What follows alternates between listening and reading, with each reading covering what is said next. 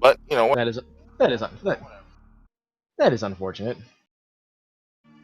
looks like our race is actually fairly synced up. It looks like there won't even have to be a pause for that, but that'll be going on. I am almost positive that they're going to go straight into ALTTP because, you know, that's just, like, it's 1v1. That would make the most sense. There's only one item in logic down in Blueprint Stars, so it really doesn't pay to go down the right away. Unless you're doing co-op. Correct. In which case, it's absolutely what you should be doing. Just because that one item can sometimes be crazy. I've seen some pretty good items down there, or even just in the high jump spot, like a moon pearl in that high jump spot. Usually is a good indicator that you're going to get some weird early Super Metroid movement, just because you're going to need. Mm-hmm. Chat taking commentators too seriously. Chat confirmed, good group today.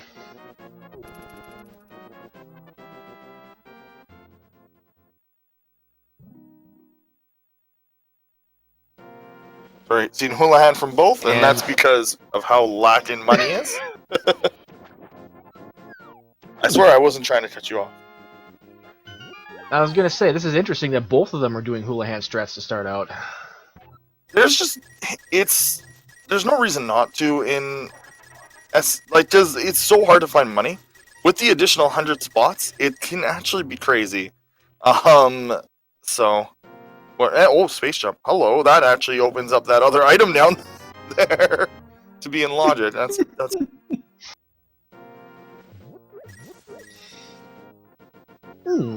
I don't think either runner is going to head back to Super Metroid right away. No, it just technically would have increased the value of that early play if they decided to do it.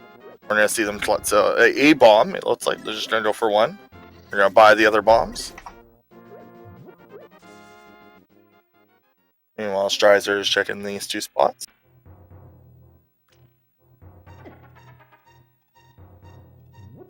Also, he's actually blind checking the spot with only one bomb. That's interesting.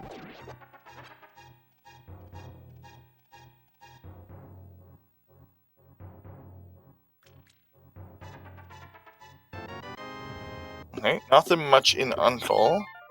And a mirror. That's actually pretty crazy.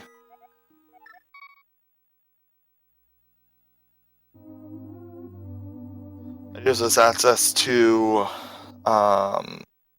Hera if we can get Morph Ball or Power Gloves.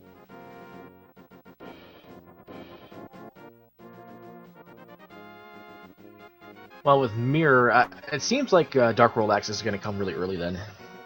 It's possible, or at least you hope so. I mean, either way, getting Mirror pre-checked in any Dark World is always great. Saves you a lot of time overall. I mean, full magic on the triple there. That's not too terrible. And 1 rupee off of the crabs. So unfortunately, that is terrible. Well, someone bring up multi-world. That is something I would love to see in either in Link to the Past or in Super Metroid or in this. Why has nobody gotten on that? Good question. And when is Speed Gaming gonna host a multi-world? Coming this spring to a Speed Gaming channel near you. Actually, I have no idea. Yeah. For those of you who don't know, multi-world is kind of a quasi-meme kind of thing you can do in Ocarina of Time Randomizer, where your items can be in other people's randomizer seed, and you have to wait for them to get your items, which is pretty funny. It can be pretty funny to watch, like, 6 to 8 people play that game, and then, like, 1 or 2 of them are actually speedrunning a different video game wait-in for their item.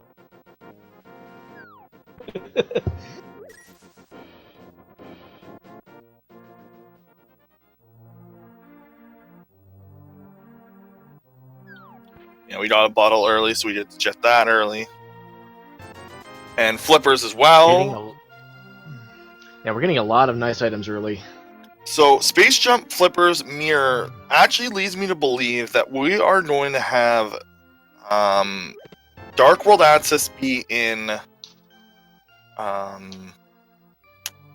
My brain is collapsing on me a little. Oh, Dark World access through Meridia is my prediction. If we get some more items here, like a Gravity Suit and Morph Ball.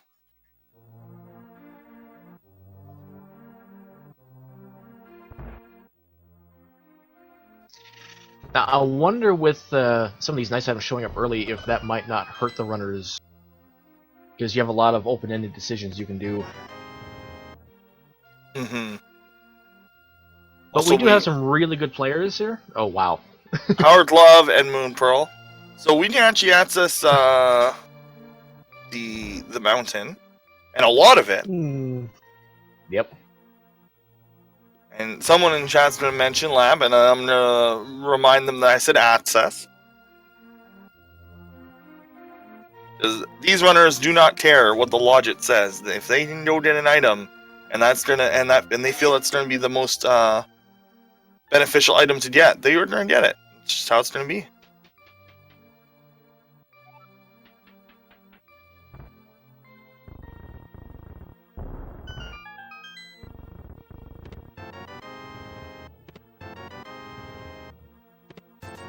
Also, interesting for people who don't know, I don't know if either of these runners will know about it, but somebody today discovered that you can skip bow in GT. So bow is no longer required if you have pendant pod and pendant EP. Props to OC, who is just being on a tear in both games. OC's in chat too, acting all shocked and surprised. You're the monster who released this bug onto the world. And that would be considered a minor glitch, because it is not out of bounds, it is not a Ron warp, you are just causing the mimics to go inside of the mimics are going out of bounds for you. It's pretty amazing. I would say stop tearing the game apart. The glue is coming off, but you know what? As ROM hackers, as speedrunners, we just want to bend the game to our will. So yeah. I mean, also we're doing things like pause buffering, enemy mimic movement into a wall. So it's a little different than the game actually being broke. Yeah, no, this 27-year-old game still finding things to be broken on. Same with Super Metroid. I mean, it's not that long ago that we discovered Moonfall, right? In Super Metroid, that was like 2 years ago now.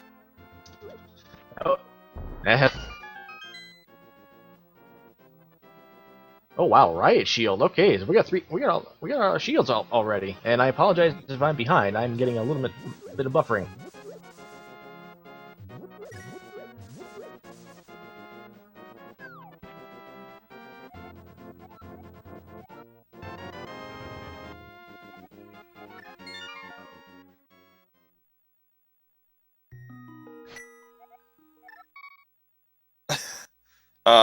Hitaka is getting a little trapped by a mimic here.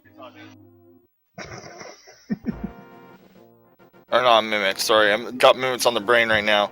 Also, that Moldorm, like, ninja'd through the bomb explosion? Game is programmed well. I mean, we just had a big explanation of how well this game is programmed. Oh! But yeah, good job, Mini Moldorms. Wave. Ooh. Hey, guys.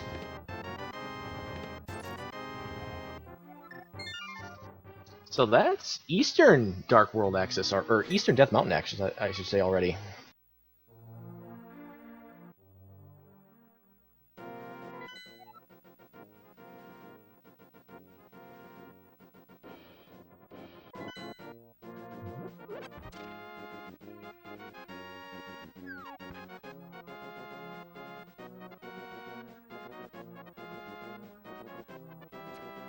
Also, for those of you interested in more Super Metroid, I will just quickly mention that there is a Super Metroid relay happening on Sunday at 11:30 Eastern AM, and it should be pretty much all day that day.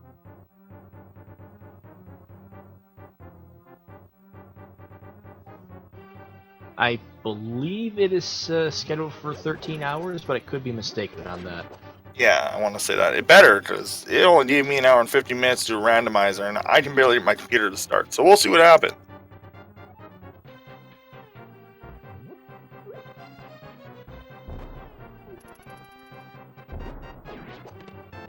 Very clean movement by Strizer in that room.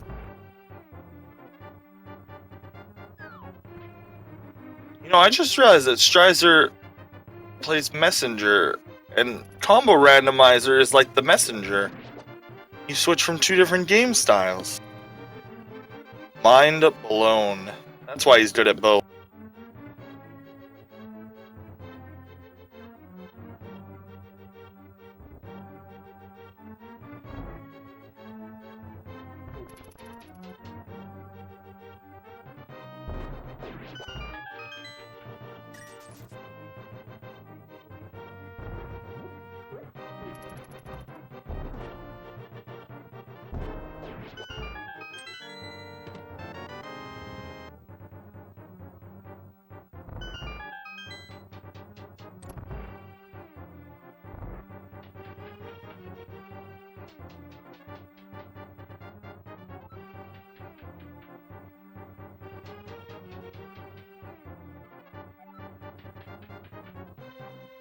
Okay, we're both going through a state, it looks like. And Todd is doing. I'm still wondering if we're gonna find Morph Ball or Hammer first, because I think whichever one you find, the other is in Dark World. That's my prediction. It seems pretty safe. I'd say that's a pretty safe prediction. I'll say just because the game wants to be trolly, I'll say Hammers first.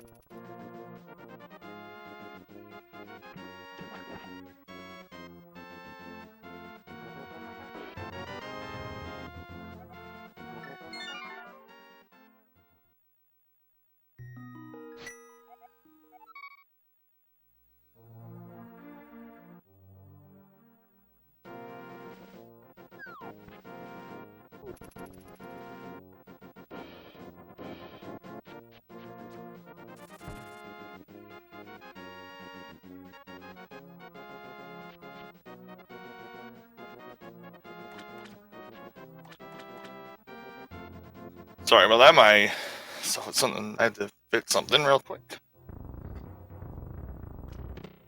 Okay, so it looks like we are. I was wondering if we were going to see Eastern, but I guess not just yet. You have access to all of Death Mountain. Some Fierce Wind, we're going to see that. We also have access to most of Dark World.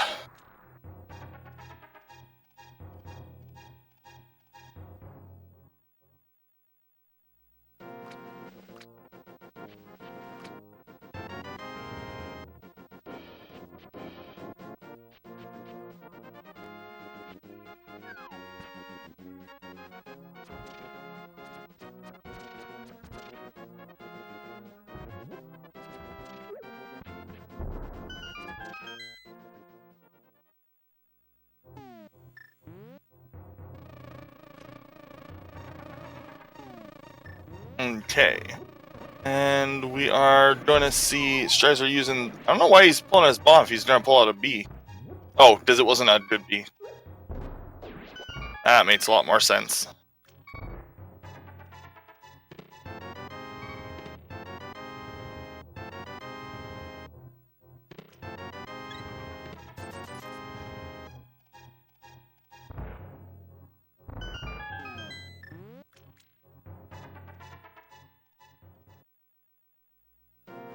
Okay. And... oh.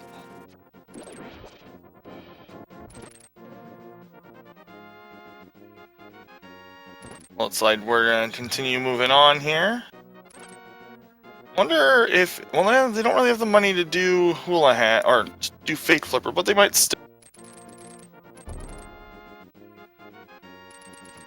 Also, unfortunately, Lenifis' internet is just completely shorted on him, so it will just be me for the next 2 hours. Let's go 2 hours. Let's go 2 hours.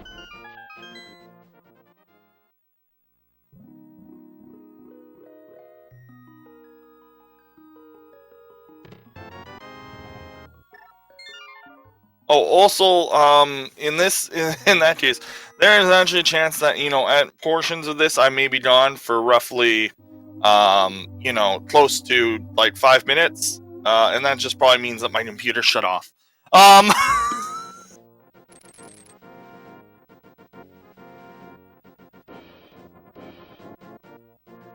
Which, considering my, considering I fell on it, it's pretty good.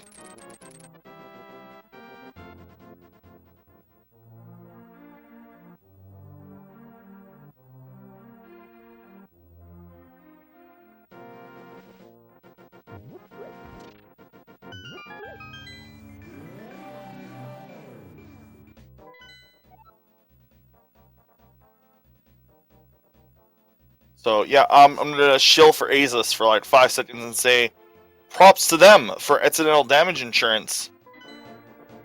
Also, we could see DP skip, or we did see bow skip here. What? Are you serious? Please tell me Hitaka saw the video posted in Asder server today. Please, I need this. So, alert OC. I want to see bow skip, please. Well, thank you very much, if you mean that, Kiawi. I try my best to give decent commentary. We're seeing 2 different dungeons here. We're actually seeing Eastern, which Strizer skipped, as far as I can tell. I'm probably going to forget who skipped what at a certain point in this, because this is a really large randomizer.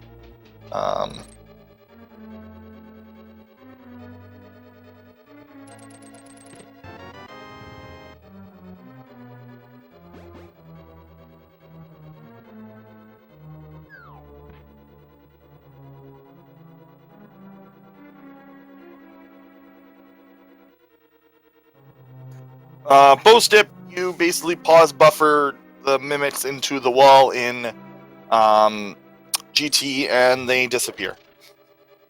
Well, they don't disappear, they walk off stage. Hey, there's that morph ball.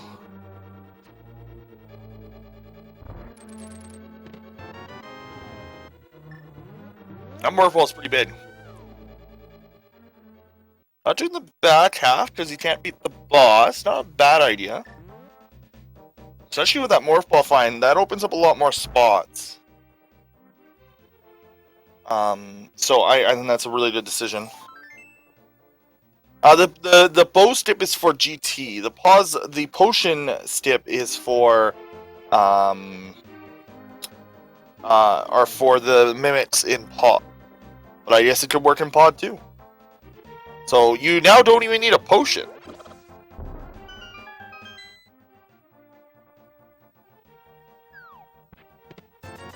Obviously, having to do a bunch of pause buffers is a little slow, but not as slow as having to search everywhere for a bomb. Or for the bow.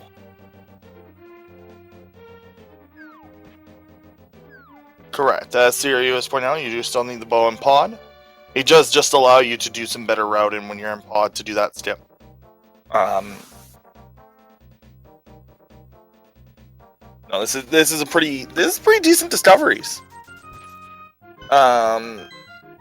Eastern has oh. Yeah, wait. Oh yes, Idor's not. Yeah, right, not mixed. This is a sad, broken game. Yeah, that's not an incorrect statement.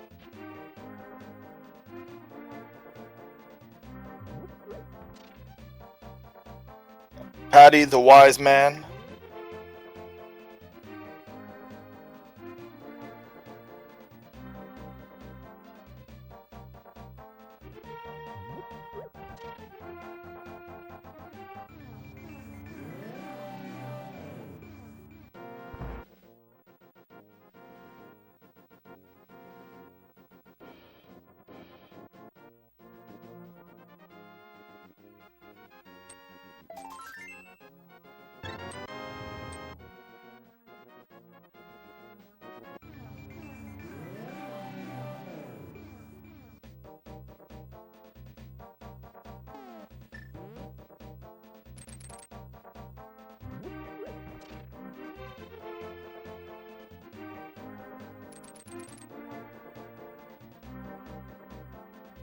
I just think it's pretty crazy how broken this is.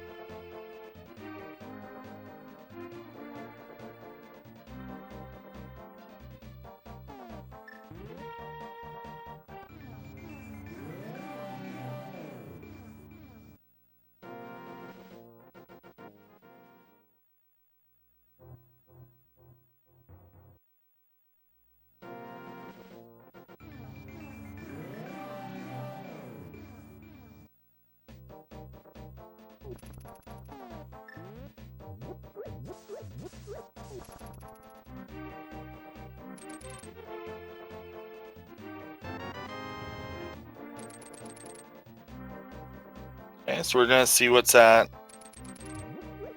Flipper here. It's interesting that Hitaka is doing so much Light World when they could be in Dark World and check all these spots too. Oh right, no, they don't have. Never mind, they didn't go get the flippers yet. Sorry, the.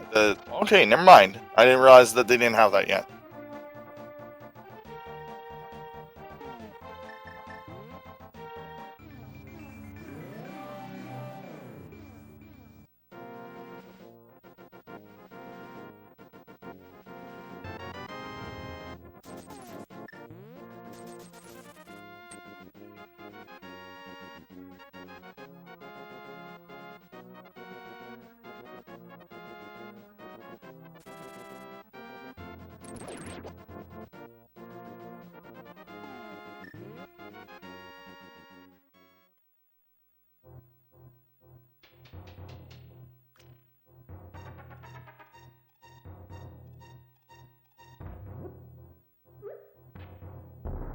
Okay, we are.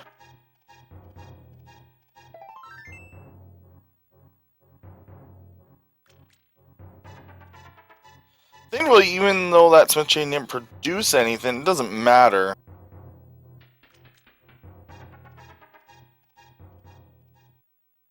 Smith chain not producing something in Randomizer is totally fine. What's the rule on using unknown glitches in official races? Well, glitches thankfully are usually like identified based on what they cause you to do. The Mimit Stip wouldn't allow you to stip a dungeon in NMG, so that is kind of how it's defined. If a dungeon would allow you to sequence break, or would allow you to stip a crystal, or pendant in NMG, then that generally ends up being considered a major glitch. NMG is kind of defined by the fact that you need to beat all three pendants, then Aga, then all three Dark World dungeons. Anything that causes the game to allow you to skip that sequence of events is generally considered major.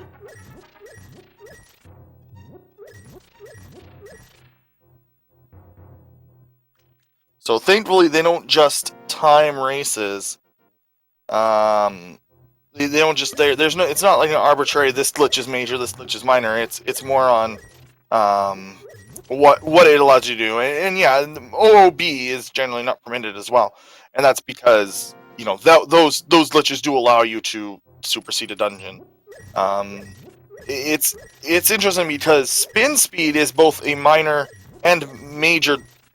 Spin speed is a minor glitch that has applications in major glitches. So like it can get pretty complicated in a way.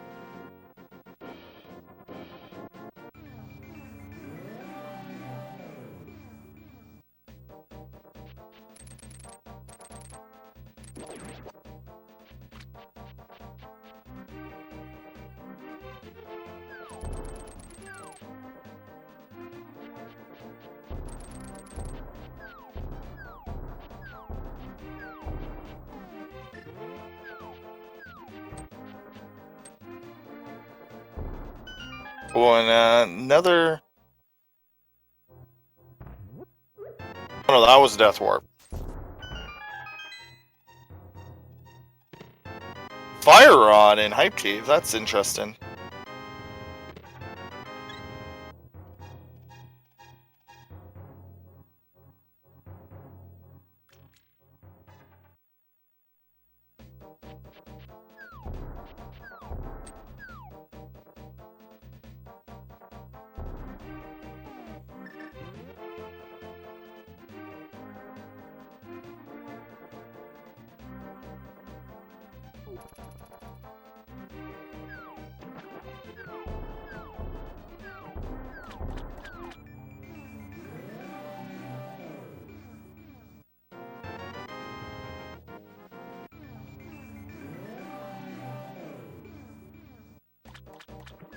Okay.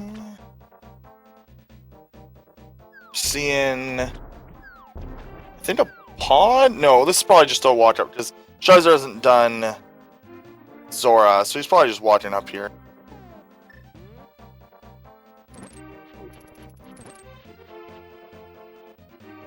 Hitaka's probably leaving Graveyard Ledge for later, since they can't open up anything else. Just waiting for the boots. It's just one item, and it's actually pretty far out of the way.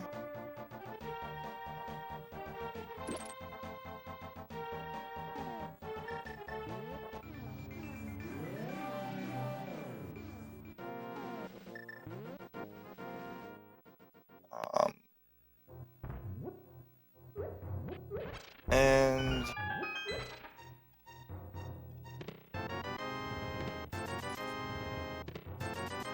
okay, just a lot of money in there, right? Morph was in here where Hitaka just entered. It's in the bit key. It's in Thieves. It's in the third chest, I think.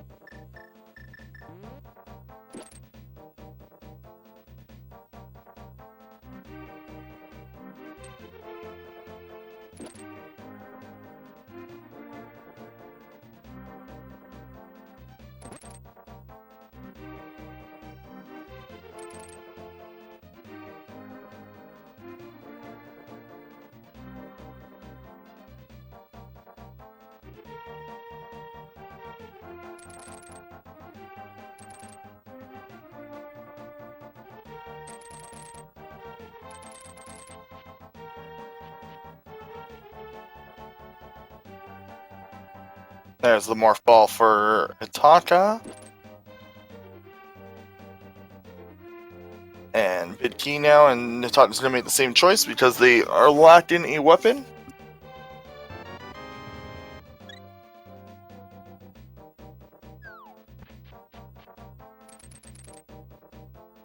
Oops. Well, I tried to stun the guy, but he dodged out of the way.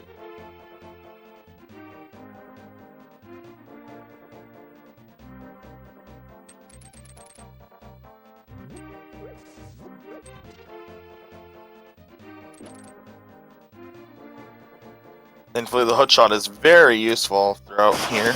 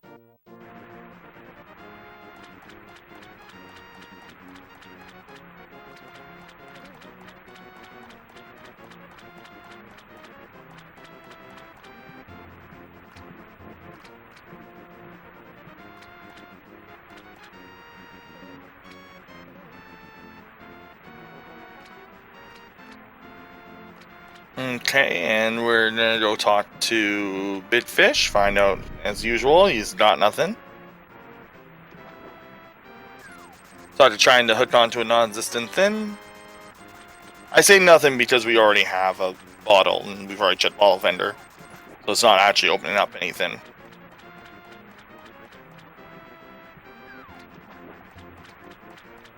Still nothing for Hitaka's trip. They're gonna find out this merchant and this chest is a scam.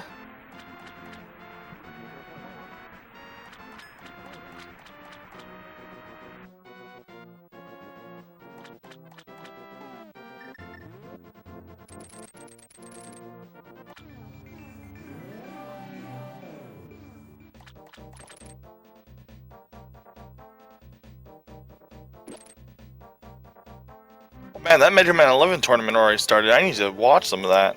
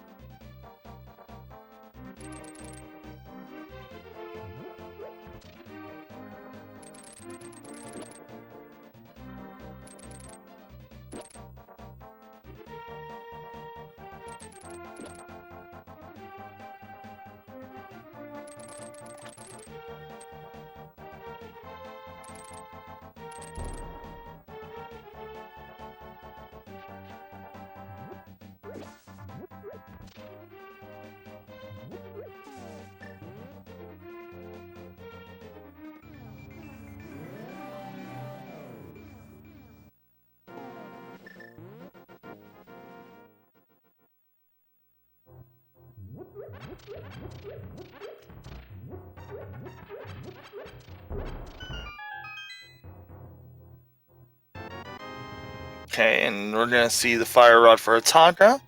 I do wonder when we're gonna see our first trip into Super Metroid, and where that first trip into Super Metroid is gonna be. And it looks like, based on where this movement's going, we are gonna see that from Strizer, leaving his portal behind, moving to the west. I would be shocked if he's not going up the mountain right now in the dark.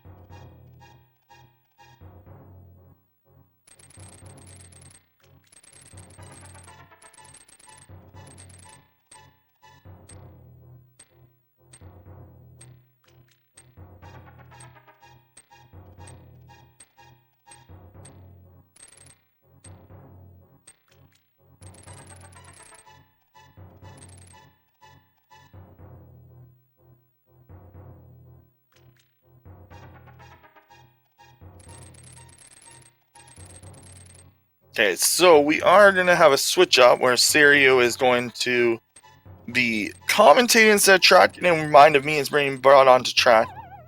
Normally I'd be totally fine with just soloing it, but I'm not super trusting of my computer right now, so I'd prefer, because like even right now I can tell that, the video is actually running at closer to like half speed for a little bit, and then it speeds up again. So that's usually the sign that my computer's gonna fail in any second, any minute, any half hour. So welcome I'm to you. here. I'm here.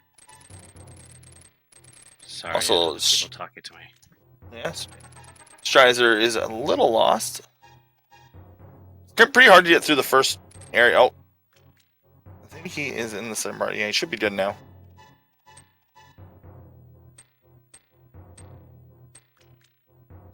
Yeah, doing this with just the hookshot is kind of troublesome, but still doable.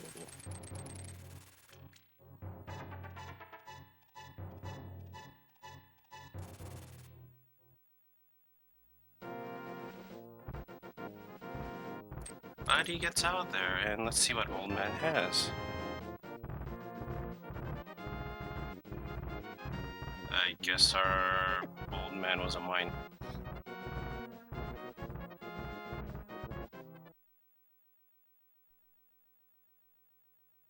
Oh, we got our first dip into Super Metroid. Strizer's gonna go into Upper Norfair. Yeah, I thought this was gonna be the first one, but wasn't 100% sure.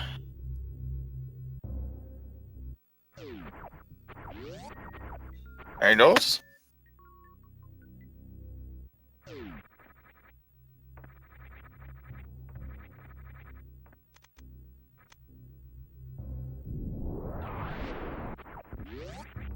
Why you do ECM? Because he can do that anytime now that he has the save portal.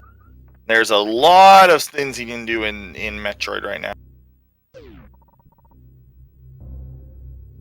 Yeah, with that morph ball and the space jump too. Really, the morph ball especially necessary because you need it for everywhere. But space jump, that good quality of life, just the movement item that really helps.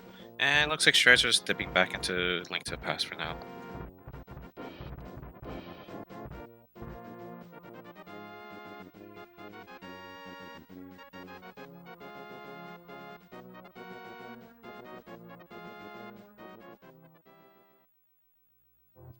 Ooh, we finally found our first sword that's on top of Spec Rock. Okay, well.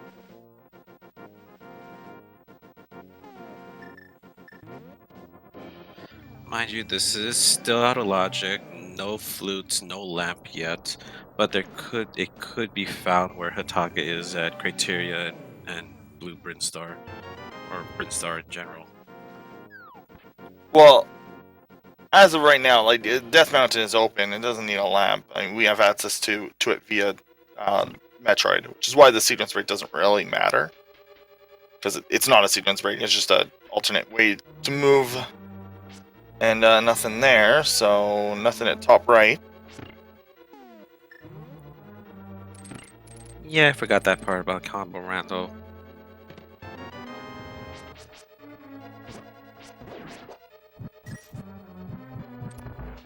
Strizer is going to take a coffee break while Hitaka decides to check the gauntlet.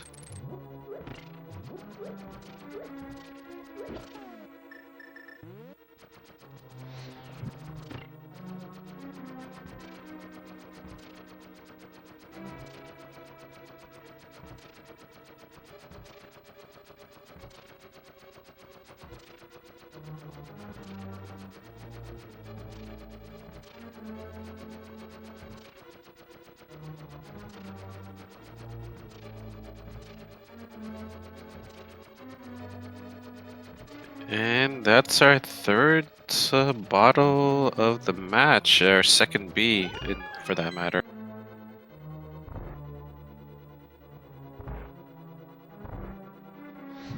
Shari's just gonna get his vanilla big key from the big key chest here in Hera. See what the back part of Gauntlet has.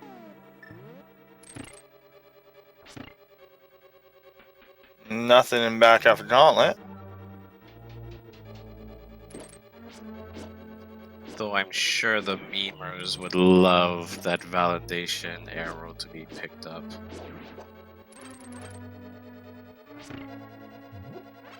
Yeah, but these guys are playing for money, so I don't think they're gonna go for something like that.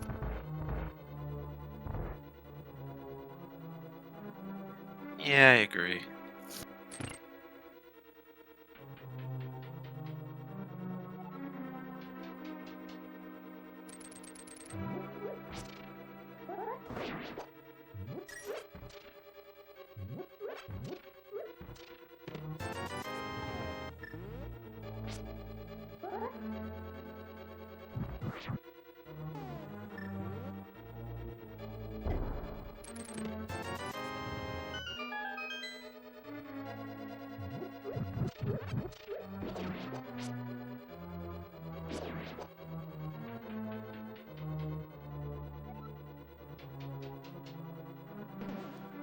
See what early supers has. Just a heart piece, a meal upgrade that's good for a Link to Past, and another heart piece.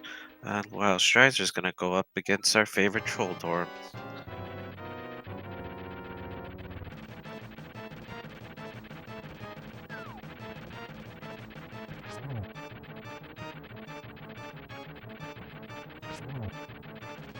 And unfortunately, since Strizer only has Fighter Sword, he's gonna have to deal with the Enraged phase.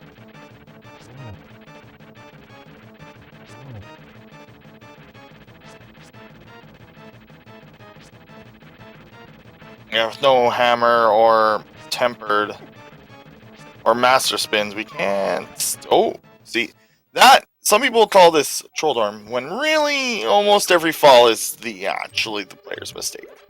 Like that, you can prevent that by just holding out your sword, and that's usually the best way. Oh, hey, the gravity. Look at that.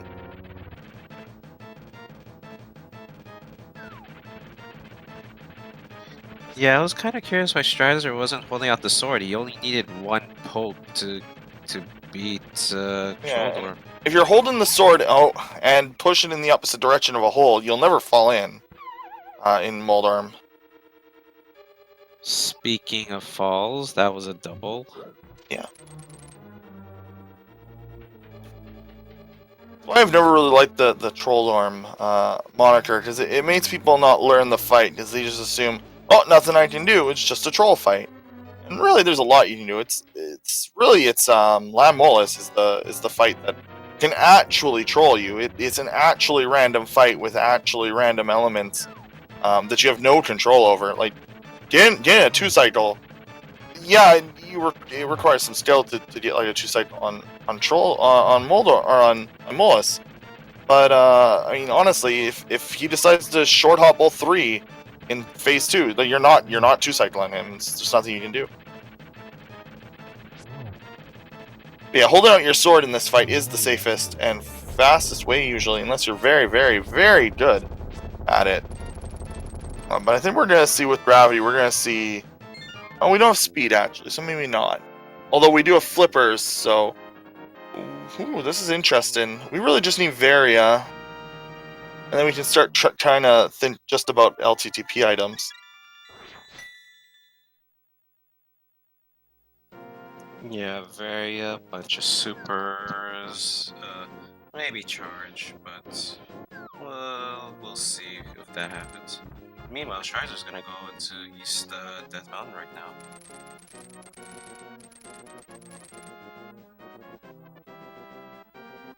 Two very different paths for these runners.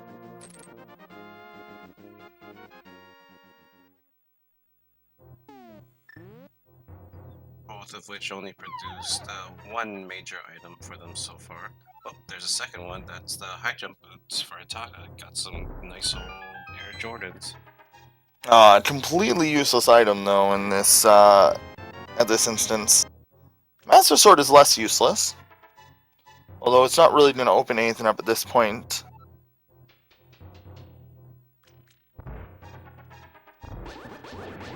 I guess actually, hilariously, it's not useless. Oh no, they have wave. So even for here, where it would have been useful, it's not. Spazer's going to help. X-Ray may as well pick. Actually, maybe I would have skipped that. Well, you never know. They haven't gone to Meridia yet. Maybe they'll get charged and plasma along the way. Who knows? It does mess up like your item switching though, so you gotta be a little careful about that. No speed. So we're still looking for speed in Varia. So I think we're gonna see a dive into Meridia. I think that's the most logical place. It's interesting that we can do all of Meridia except for the like hard speed lock locations because we can access it from the back end. Normally you'd have to worry about it a little bit more, but in this case you don't have to. But it looks like we're actually going to see Blue Ryan Star first. Honestly, that there's so much you can do in Super Metroid at any time with like pretty much just 2 items. It can get pretty interesting. Looks like that's what we're going to see here. And we got the hammer at the Spiral Cave. Okay, interesting. That's a good weapon to have. Also, we're gonna see some Dark World Death Mountain as well, which is useful because we have the hook shot, and we can see if Ether. We might actually be able to access it. Access Turtle Rock, or at least like open it up. We can't get into it without Kane.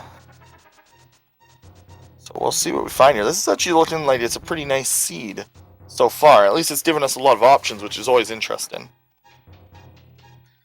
Well, you say you can't get into Turtle Rock, but maybe these guys know how to hover? Even if they did, there's nothing actually accessible. Like with actually using normal skills. And by the way, did you happen to see where they got the Pegasus boots? Because I missed them. I actually completely missed it. It must have been in Death Mountain. I don't think Hitaka has it. And Hitaka hasn't shut the mountain yet. I don't think it was. Oh, it was in Paradox, okay. Yeah, so Hitaka doesn't have it. Also, Quake, Vanilla Quake is required for Turtle Rock. Hitaka is picking up all the missiles, which is interesting. Just being careful in case they don't find charge. I'd say that's a smart play, because you can't just rely on one strat for everything. You have to be very flexible in this in these randomizers. Oh, it's interesting because normally you just focus on supers, but I guess they are looking at how many items they have and thinking, well, there's actually a decent chance that I find a lot of items if I find charge, and searching for charge is generally not a good idea at all.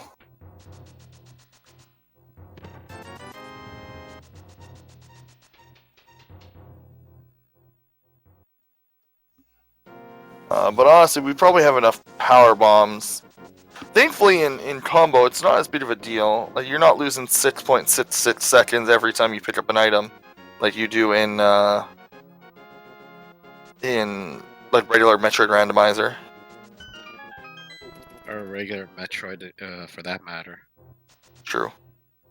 Every item picked up, you have to think, well, this is all 6.6 seconds, unless you are the God Zost, picking up that missile to save him time.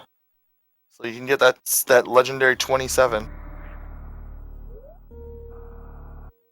In 2019, our Lord and Savior Zost finally got that 27.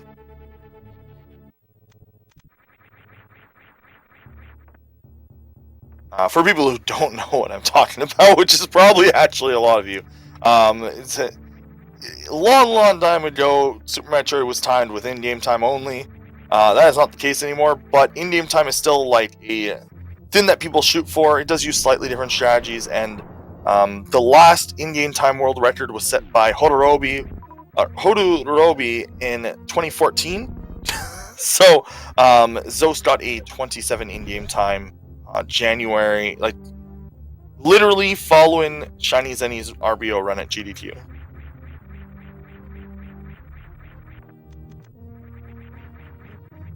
So does he have the RTA's any percent record as well, or just? Nope.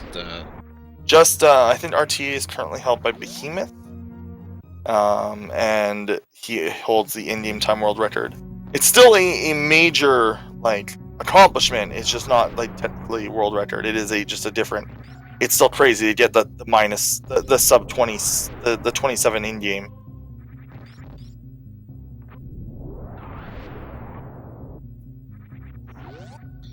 But I can see why they don't do in-game time, considering they don't have a seconds counter for that. Also, in-game time.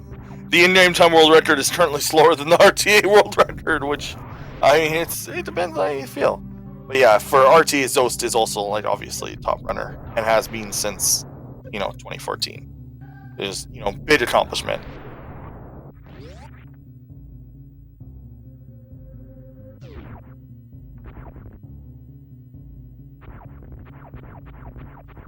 Also, of note, he's been chasing the 27 since. Oh, how long ago? It was quite a while ago. I want to say it's been almost a year. I don't know why he planted that bomb there.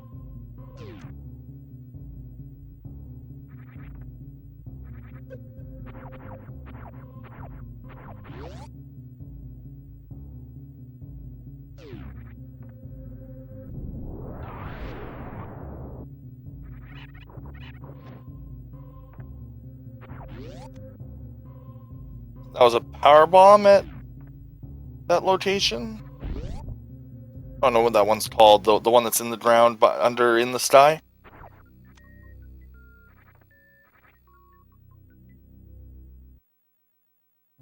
Middle of the ocean is not what I was thinking of, but I was thinking of the item in the wreck chip addict. It's inside of the ground. The ocean item is the ocean item. There's a nice Alcatraz. Okay, did Vitor roll this seed? Because that's the third B.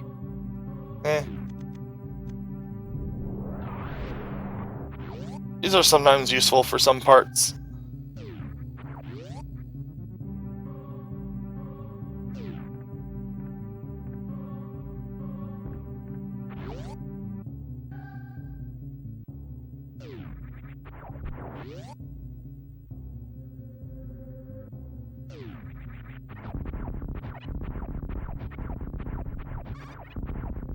So time for Hitaka to face off against our favorite ghost elephant, and by favorite I put that in quotation marks.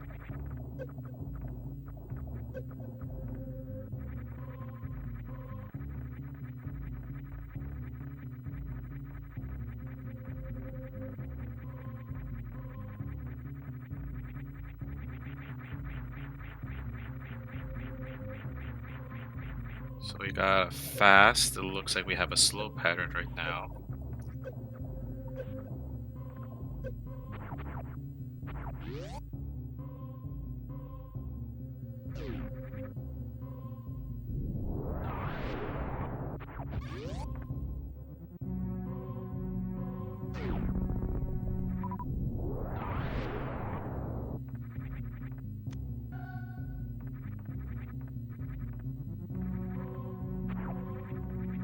Hitaka's not doing bad against the Phantom right now. He's almost down. Probably needs maybe 2 more missiles and a super hit. That was right.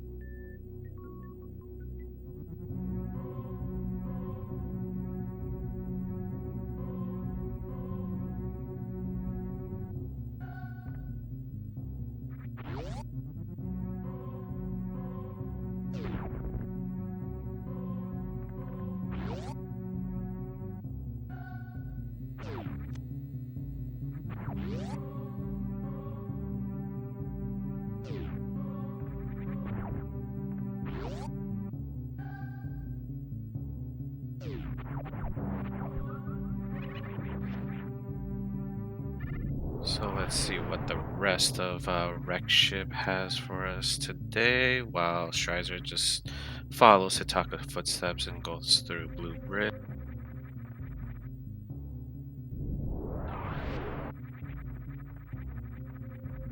Second item, just 5 bombs. Not gonna pick that up.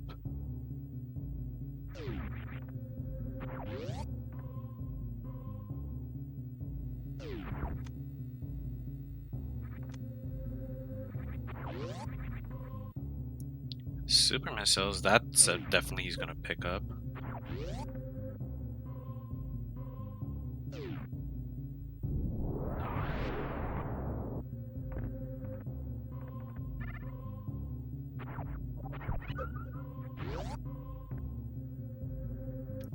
Interesting that Hitaka's not going to save before going to the E-tank here, the E-tank location, but space jump that really mitigates the danger factor of the spiky death room.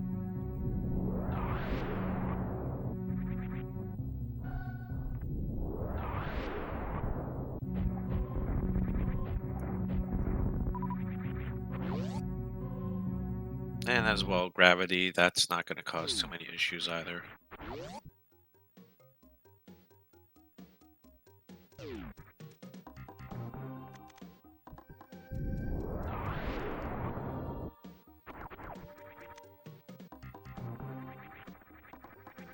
So Strizer's in pink now. I wonder if he's gonna remember he has wave beam and try to do the gate glitch. I hope he doesn't forget.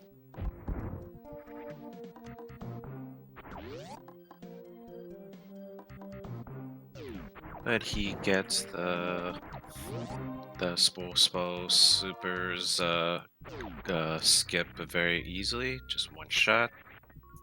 And now he's gonna be donning some Air Jordans.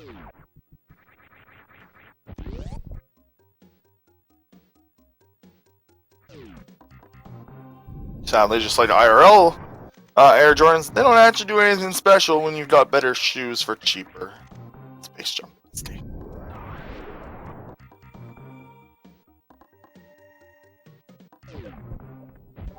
I don't know, combined they make you believe you can fly, right?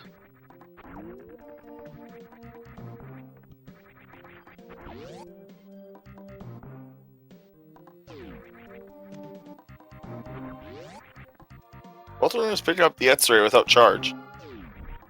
And interesting, I guess they don't mind the extra item being there. I would think they're experienced enough to do the switches very quickly, probably like a count in their head or whatever.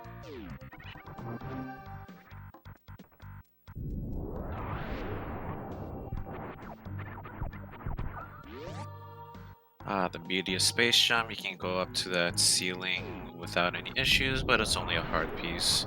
Not very, well, kind of useful, but not really to them.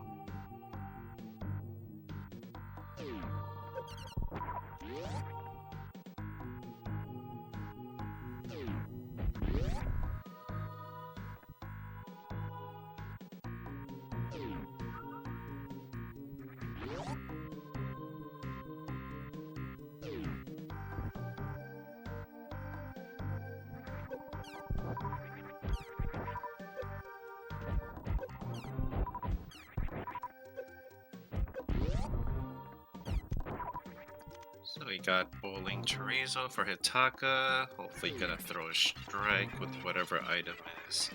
Whatever 2 of the 3 items that's he's able to get here.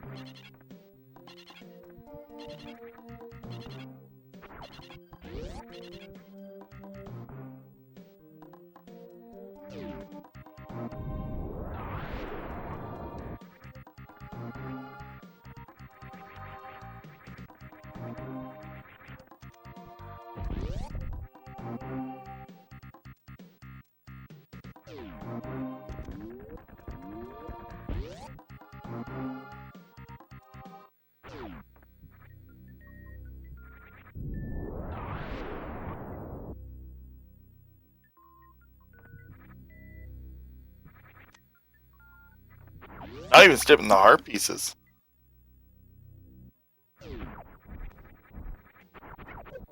Well, we haven't really seen that many heart containers, so I guess he wants to have a little buffer. And it looks like wrecked ship didn't really have anything. Just there to kill Phantom.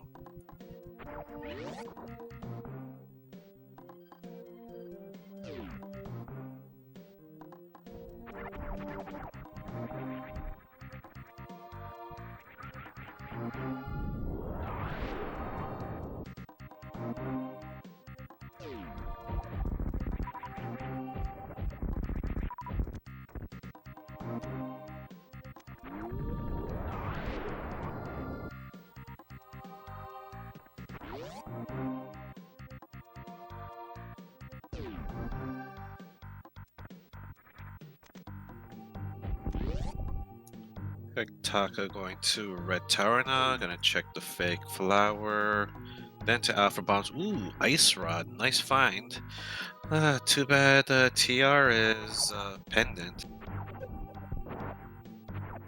Oh yeah, that's interesting. Doesn't really matter what we still need Kane for it though.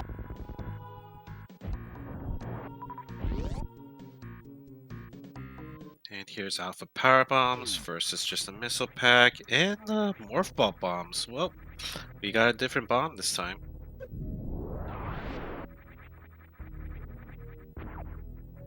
And it looks like Strizer, while Hitaka goes down, Strizer is going to go up red tower. So we got a little bit of a high five at the doorway. Well, at this pathway, excuse me.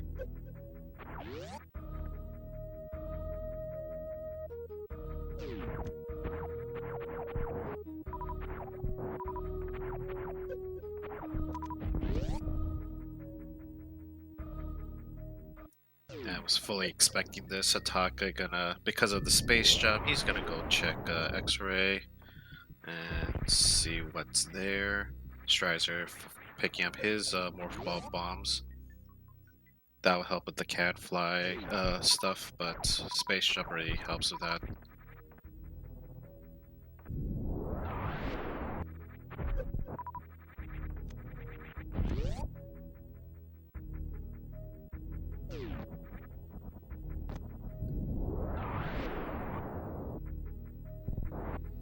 And X-ray, just another missile pack. Hitaka not gonna go for that. Probably thinks he has enough missiles.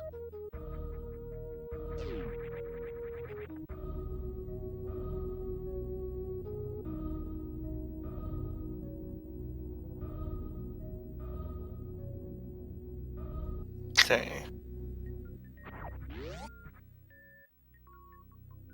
Surprised neither's thought about or tempted to go into Meridia yet. I wonder if that's where Hitaka's gonna go. They don't have Varia yet, so it would be, but they do have some decent amount of health on Strizer's side. He could actually do some runs. I imagine that Hitaka will probably kill Crave first, maybe take a brief look into the non-Varia parts of Upper Norfair, and then go to Meridia. I think Hitaka already did that part of Norfair. I'm not sure though. They haven't done the mountain either, so they may end up doing Death Mountain. No, it's only Strizer that went to Death Mountain and to the to Upper Norfair. Yeah, that's what I'm saying. Is I wouldn't be surprised if he goes to yeah, if Hitaka ends up going there. Just because there's a lot of items on Death Mountain.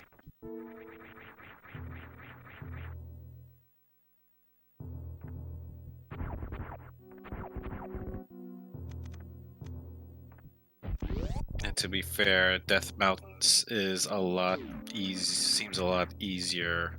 Is actually a lot easier than dealing Meridia, and a lot faster to do too for item density.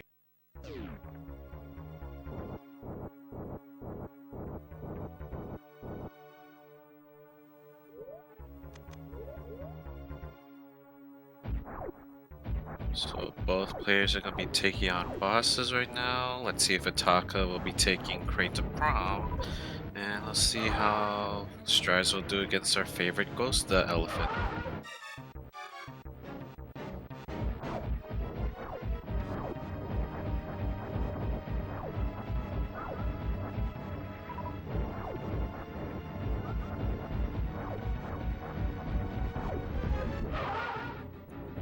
And Hitaka rejected Crate. No prom for him today.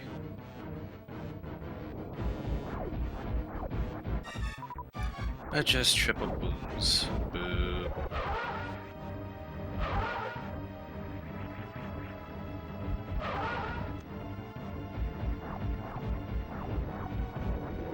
Strider meanwhile looks like he might have been getting a faster. Oh no, never mind. They're roughly about the same in terms of their Phantom fights.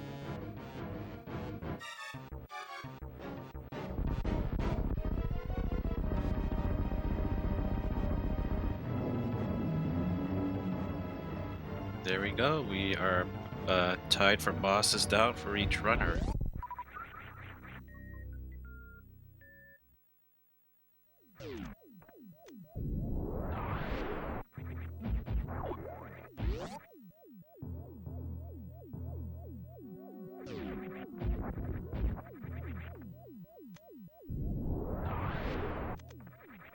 And it looks like Hitaka's gonna go to Meridian instead of going down to Upper Norfair. That's interesting. Darkroom Mountain logic or warps intended? The warps are intended, yes.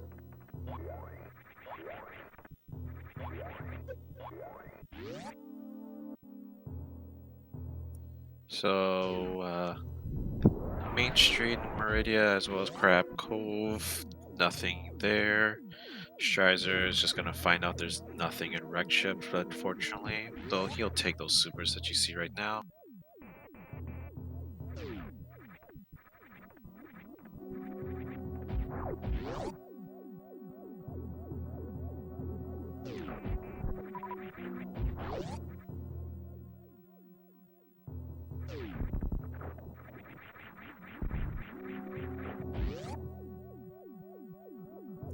Maturo has a piece of fart and 100 rupees.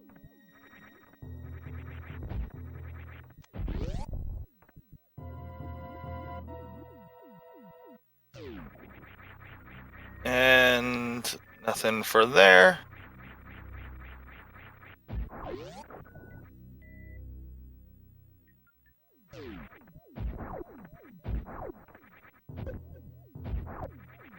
Yeah, we've been a little progression item dry for the last how many minutes now? About 20 minutes?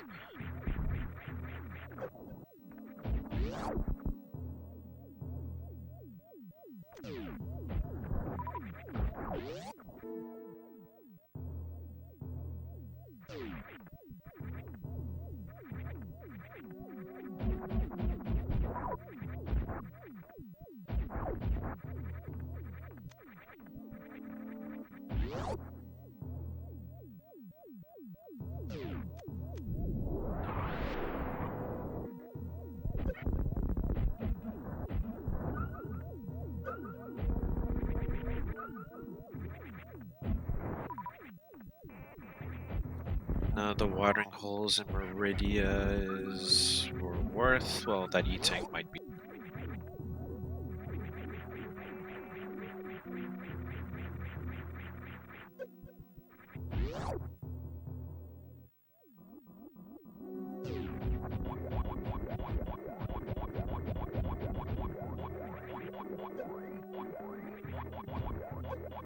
Try and do the stip here to get to look through the box and paid bin.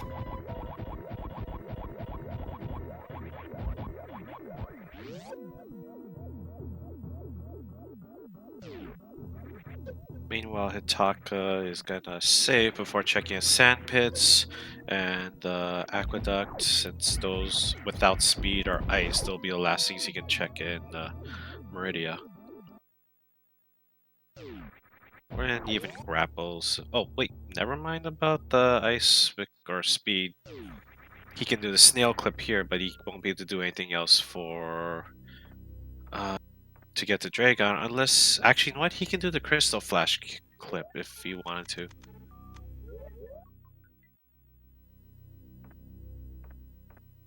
Wow, that was actually a really smooth clip. Yes, there's tons of clips he can do. He does not need speed to get through here. Unfortunately, Aqueduct didn't have anything, just the nope tank. I guess he won't turn that down. I'm just gonna check these because these are in logic. Actually, the entirety of this area is in logic. It's just a matter of, you know, if hello, that's you didn't check the other item, I think he wants to check the other. but he didn't check the other pit. item in the pit. There's 2 items in the pit, isn't there? Yeah, there are 2 items, but I'm thinking that he wants to check the other pit first before going after that lamp. Well, I mean, he doesn't need the lamp. He has the fire rod, so unless he needs it for like to get through areas that are dark.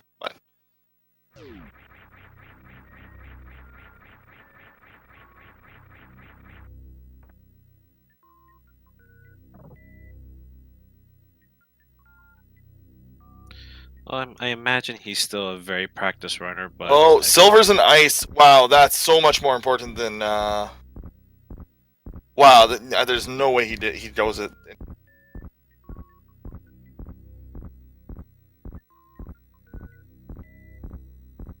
yeah, he would definitely pick both of those up more than the lamp. So now we got ice arrows. Well, sort of.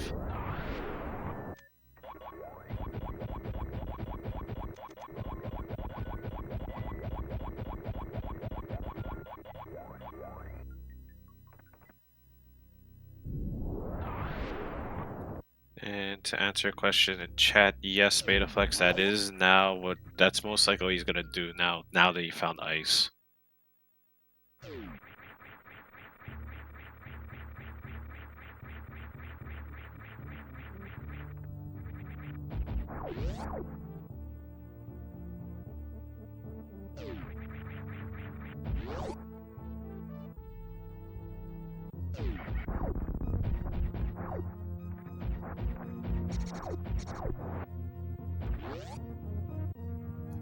I wonder if Hitaka will try to do an ice clip to get to everybody's favorite Shack tool.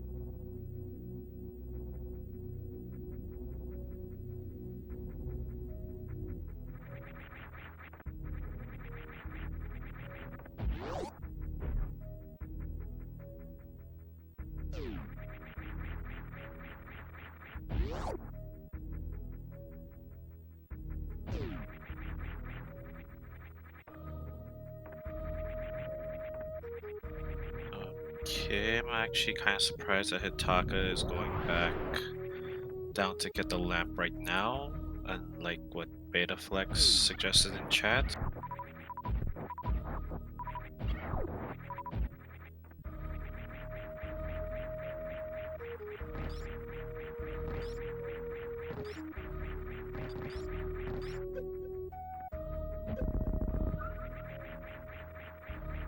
Because if he did it if he waited till later, he could have. If he waited till after Dragon, he could have gone down here, then go maybe check Shack Tool, and then check Plasma straight afterwards. But Yeah, maybe I don't know why. I don't know why everyone's like getting hung up on this lamp. It's like he does not need that. It's a waste of time to get the lamp. I expect him to just go through the back door now that he knows there's an item here. There's a legitimate way to get to Dragon from here, so no reason to do some weird clips. If he does, oh no, he's going to go up and do the clips, or he's going to. Is he done with turtle? Yeah, he's pretty much done everything. And No, he's going to go back and clip then. That's okay. He's done everything but Watoon, Dragon, and Plasma, and Shactool. I thought he may just go there like in a time that was more convenient, and maybe when he was planning to do ice, which he can do any time. Actually, ice is totally open. Yeah, I'll say he's gonna go to Dragon, but he's not getting that lamp like some people are thinking. He's gonna Metroid flip here. Now that he has ice. Actually, no, Hitaka just got the lamp. That was the second time around doing this. Oh, really? I totally missed that. It is an interesting thing to do, though, to get the lamp when you really don't need it. You should have just done all this yourself. He does have more than enough missiles, though.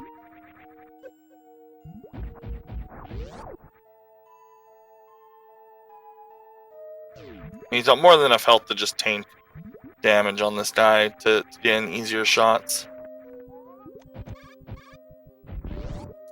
The Watoon's hitbox is really annoying, considering it's just the head. And his neck hitbox is pretty large too, and can block shots pretty easily.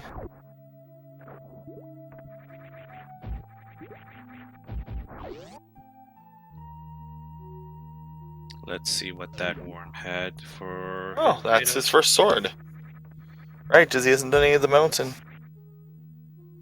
Yep, so when he goes to Death Mountain, he'll have the Tempered Sword.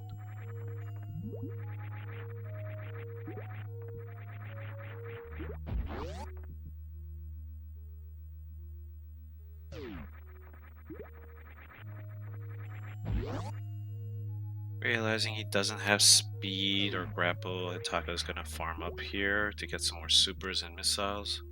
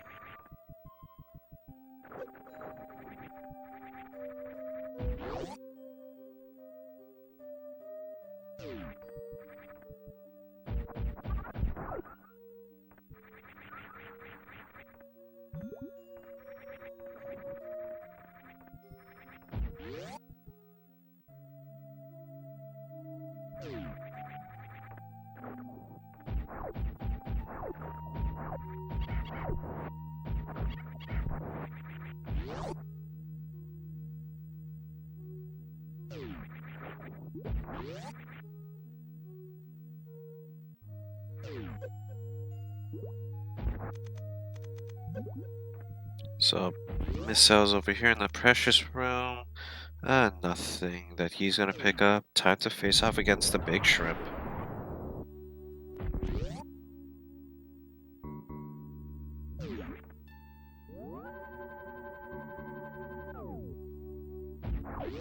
So more than likely, Taka is just gonna go up close and personal, do missiles, since again, no speed booster, no charge beam, plasma, X-ray, no grapple beam.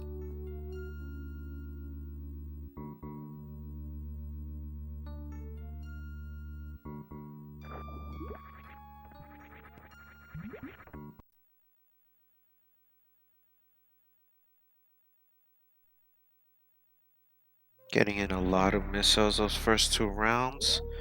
Gonna be a little hard to hit him with those fast patterns.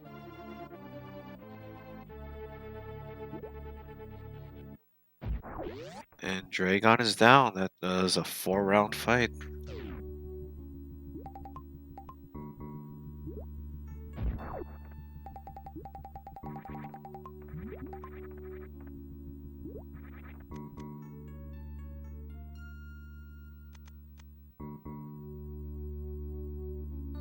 Unfortunately, nothing worth note at Dragon's room. Hitaka's gonna skip that.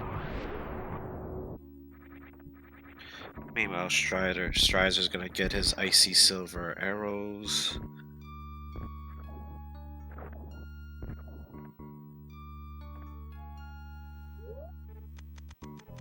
Hitaka deciding to take a save here.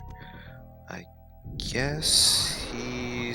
I guess he's doing that save just to take the warp back to Dark Ice Rod Cave area, just in case there's nothing at Plasma or Shack Tool.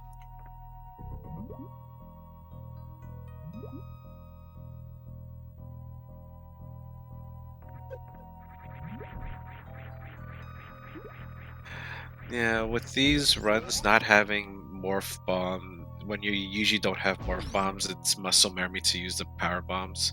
But then again, they both have a lot of Power Bombs, it's not that big of a deal to forget.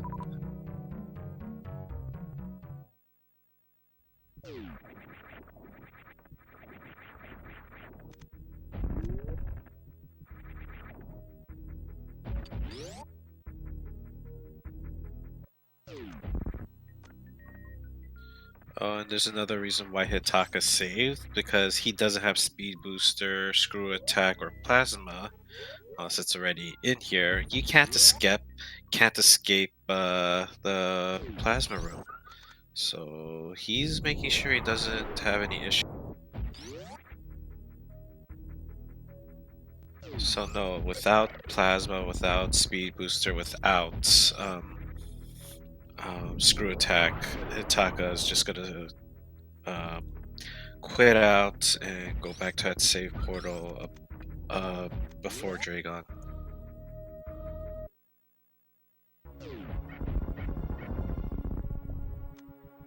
Meanwhile, Strizer is gonna go and face off Kraid, see if he takes the big lizard to prom.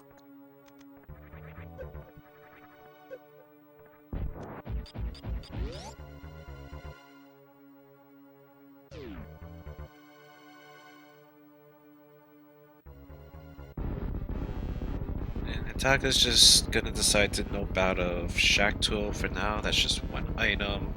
Might not be comfortable doing an ice clip or a crystal flash clip. And he's just gonna go back to Super Metro. Oh, sorry, Link to the Past.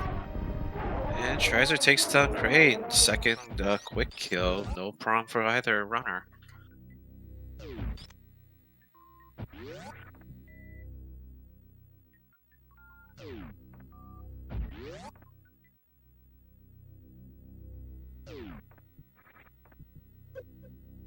And so Hitaka, because he never went to Upper North Fair to go to the portal, he has to do the he's gonna go through Death Mountain proper. Now in logic with the lamp, but he could have done that while he was close to the Lower North Fair or Upper North Fair, excuse me.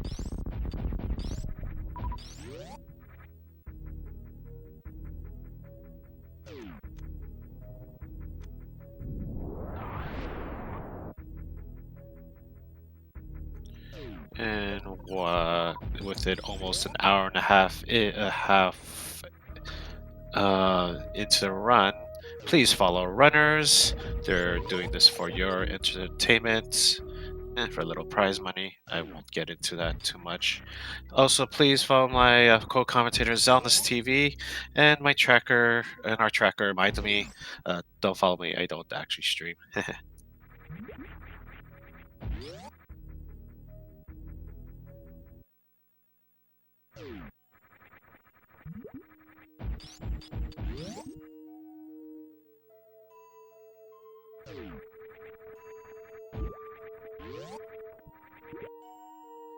Taka's just gonna take a quick. Taka's just gonna take a quick look into Upper North Fair.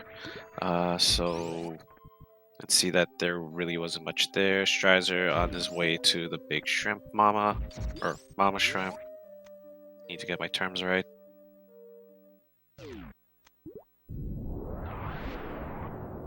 No, seriously, I don't stream. I don't know if my laptop can handle it.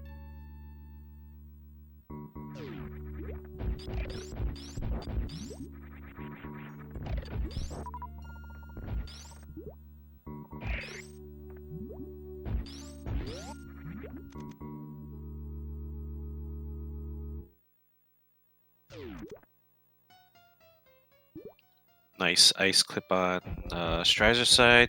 He has enough missiles to take down Watoon.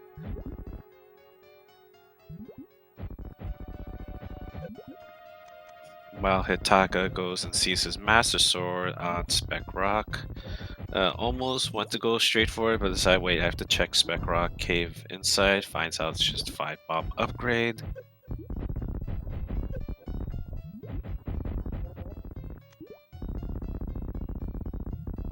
And Watun is down on Strider's side.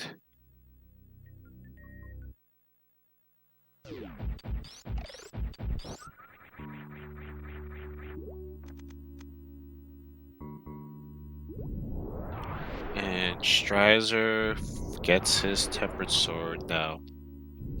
So the silvers are pretty helpful, but most runners, they just prefer having Tempered.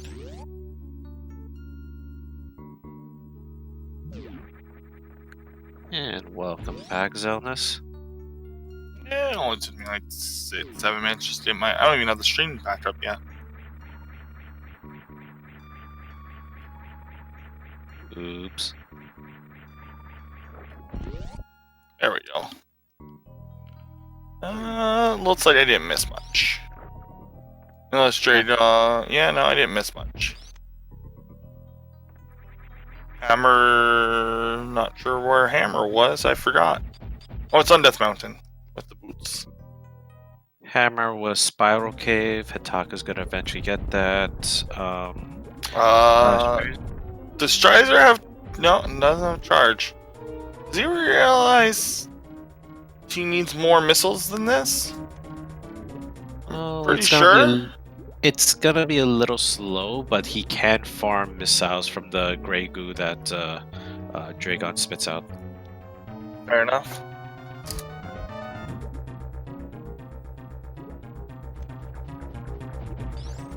That's what he's gonna do.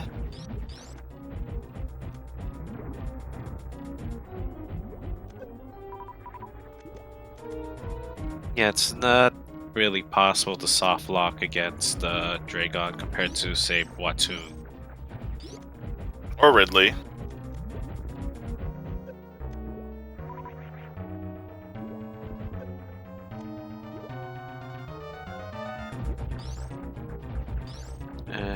I think those are only 2 bosses you can soft lock against, as I recall, because I'm trying to think if the others have the same issue. You can lose like a decade to trade. Trying to farm like regular missiles off of his teeth.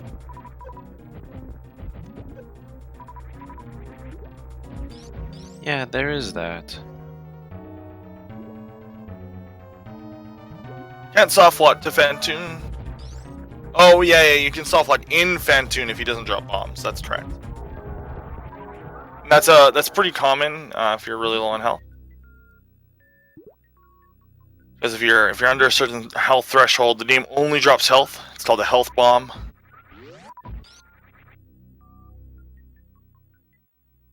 It's useful when you're running any percent.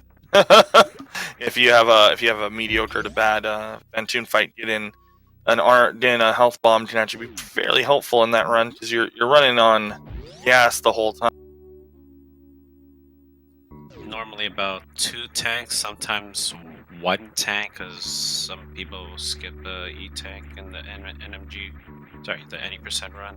I think if you're doing Fantoon first, you always have 1 E tank, and then otherwise it's 2 or 3 if you do trade in second.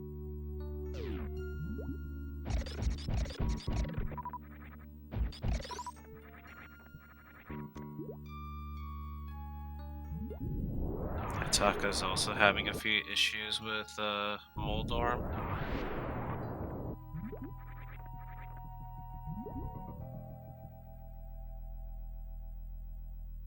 But takes him down this time around with 3 nice Master Sword spins.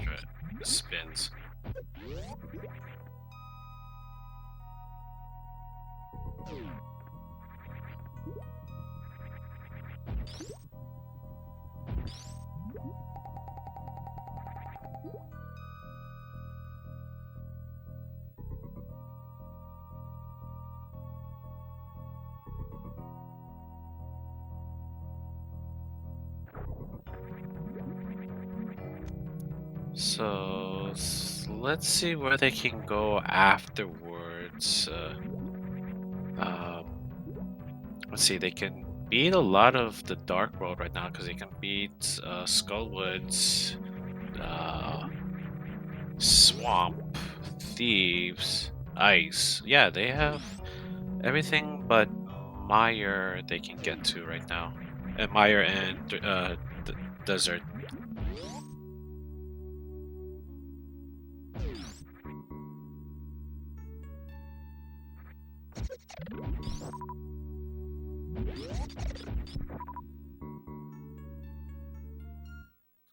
There's our Tempered Sword for Hitaka.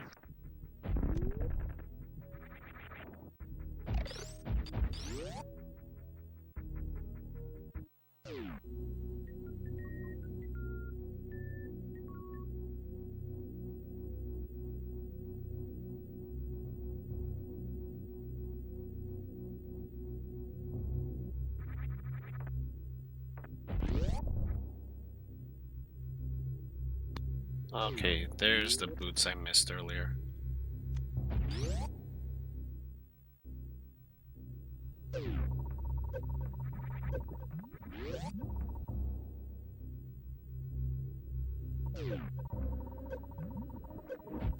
Yeah, just Varia and Kane. They actually can get to Mire and Desert with the lower Norfolk portal. Oh yeah, those pesky medallions. Boo. Strize is very low on health. Doesn't have enough to do the thing either, so I don't want some supers actually, but I think these guys just drop more power bombs.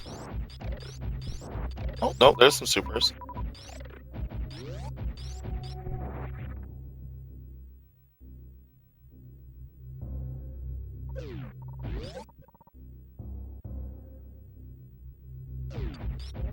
And just missiles at Crumble Tower. He's not gonna go for that.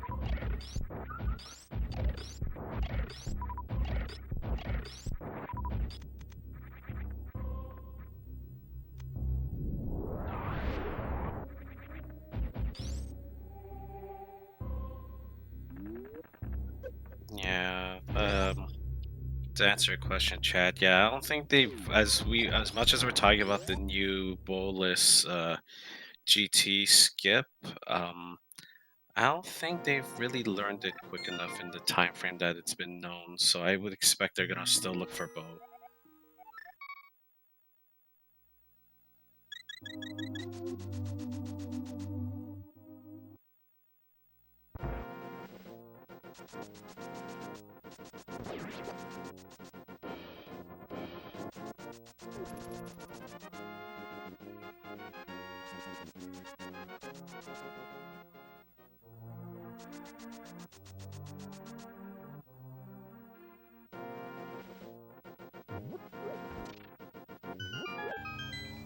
So I think Strizer decided to, after beating Dragon, to skip out on Plasma um, and Shaktu.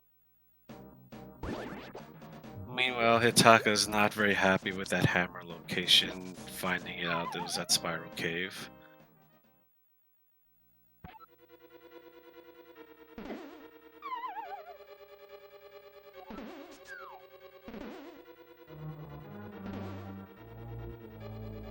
I could see Hitaka knowing it if they were looking at a certain Discord just as they were starting.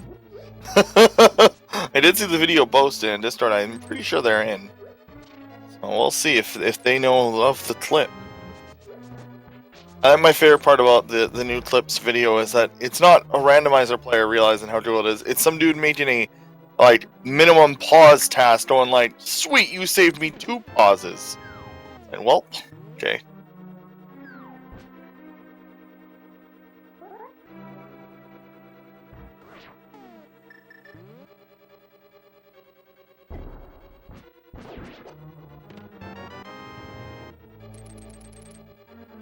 So both runners going into Skullwoods.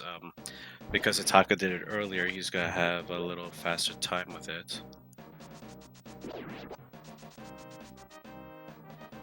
Or rather, a faster route to get to Athila.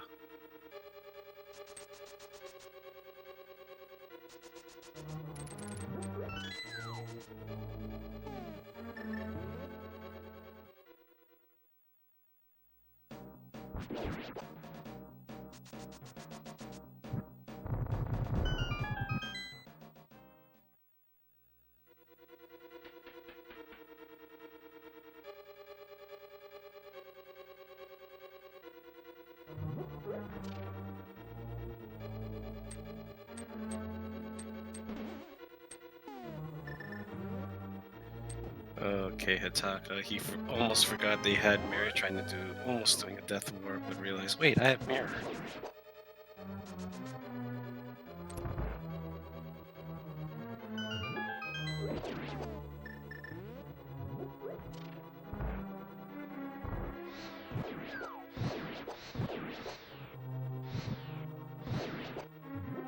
Both runners using a lot of liberal use of the Fire Rod with that half magic, I'm not surprised.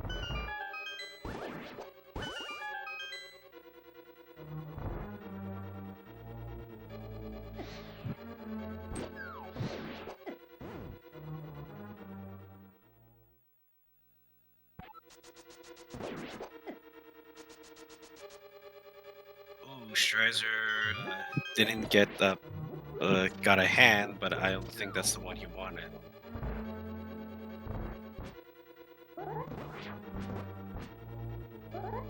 And Hitaka has a very quick fight against Martha, no issues with those spikes, and he gets 2 E-tanks from the back of Skull. If he hadn't noticed, neither runner checked the big key chest, so they don't have. So now they don't have to. Actually, I'm pretty sure one of them did. 'Cause one of them did the wall jump. I think it was, or the bomb jump. Pretty sure it was Strizer. Oh, I said big key chest, not Oh, big chest. you're right. And they both did the big chest. Hitaka had a little more issues earlier because he had less hearts. Also had less. Also didn't have a sword, which makes it a little easier sometimes. Oh, good moth. Actually staying away from the top of the screen. Yeah, both runners had very fast moth fights.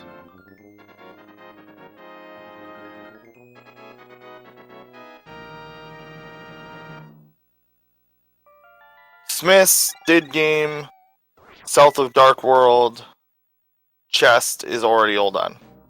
Thieves Town is the only thing in that list that hasn't been done. Oh, and Swamp and Ice. But yeah, the whole, it's just dungeons, honestly, for both these players.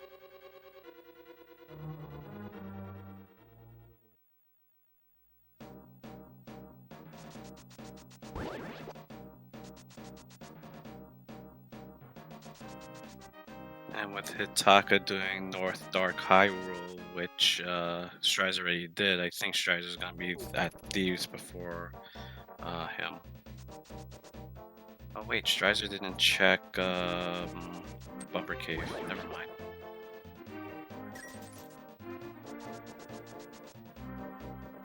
And it's just a vanilla piece of heart.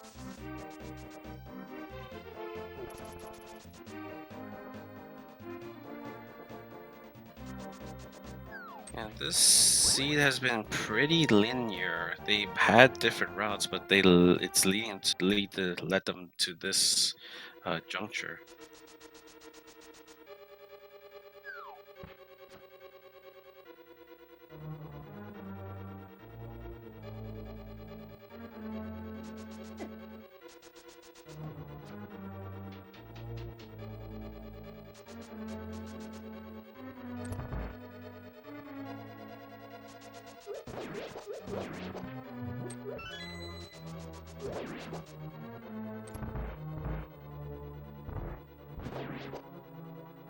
So, where do you think our next progression will be?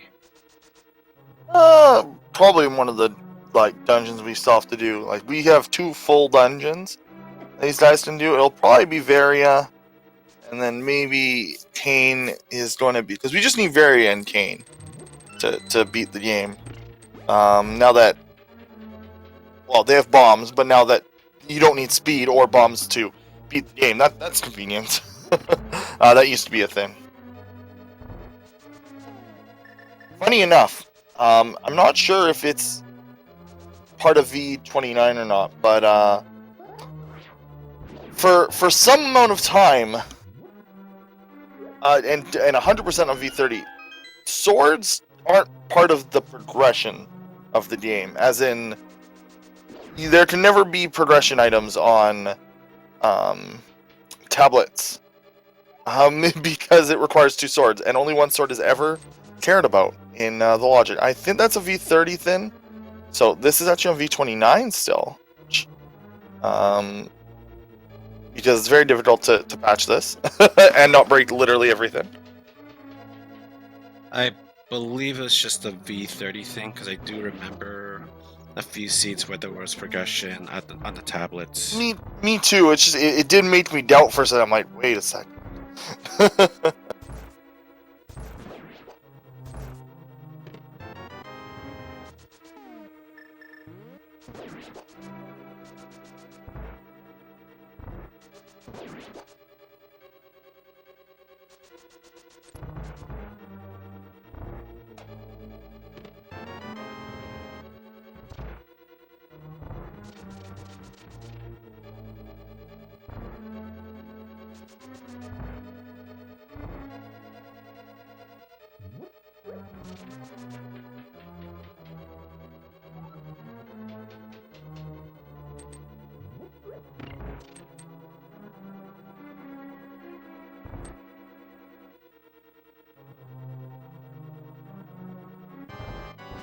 Okay, and we are gonna see blind.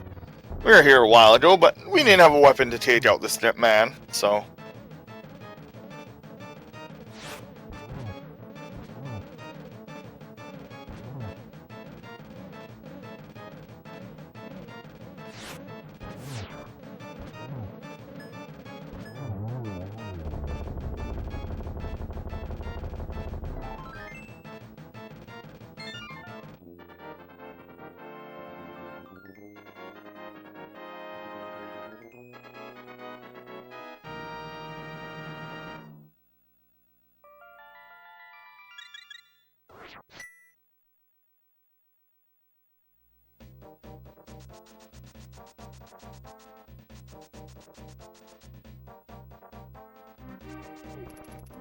Okay, so we're gonna see Strizer do all of this, but unfortunately he. Oh no, this is just gonna be for the hammer pads, right? Because he's already done. They both did everything else. They just have to do dungeons, a few miscellaneous things.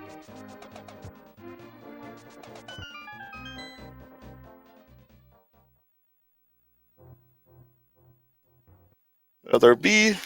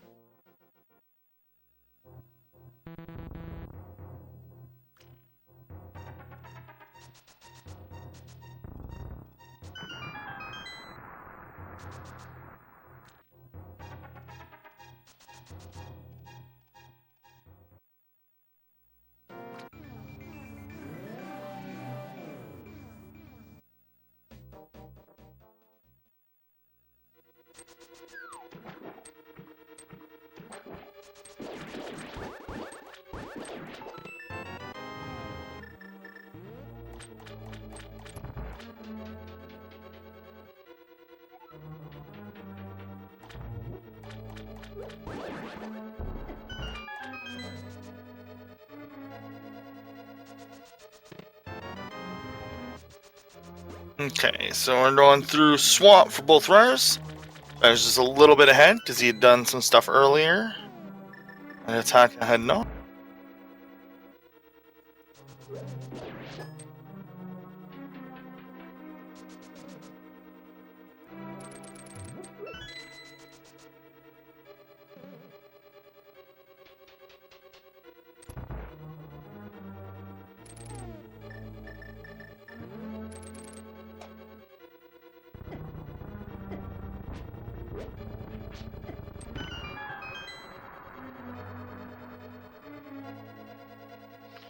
Okay, we're gonna see the rest of it here. This is unfortunately a longer dungeon with not a lot in the middle.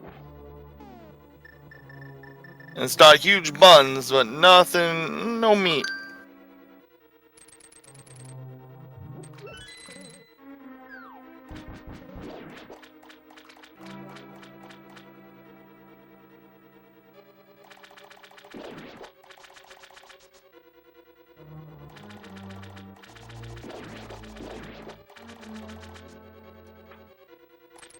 Sorry, I had to step away for a bit. How we've been doing so far? Nothing has happened yet.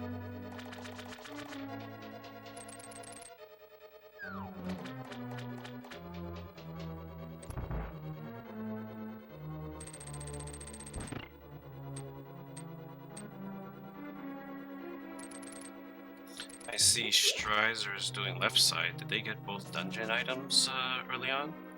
I did not pay attention. I don't remember if they found useless items or dungeon items, but they need 2 more items, so doing left side makes sense, because they aren't just looking for 1. They do need 2 at this moment. I think I saw the compass, and I think this is its vanilla location, so I guess he's just not willing to risk it.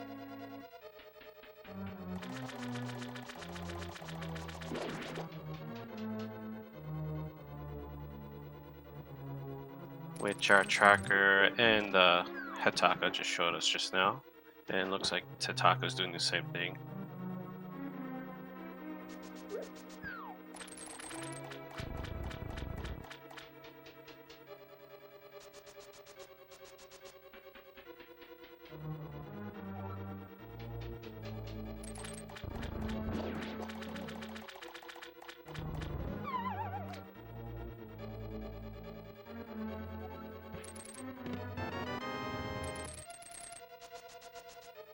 Well, no glitches today. We just found the D. Yeah, which is good for them. Bad for running. It probably means that there might be something behind the bow. But who knows? We'll find out in a second. If they find out a progression item here, both the other progression items open much more than the bow does. So I would still continue on with Crystal Dungeon. But Varia is probably what they'll find.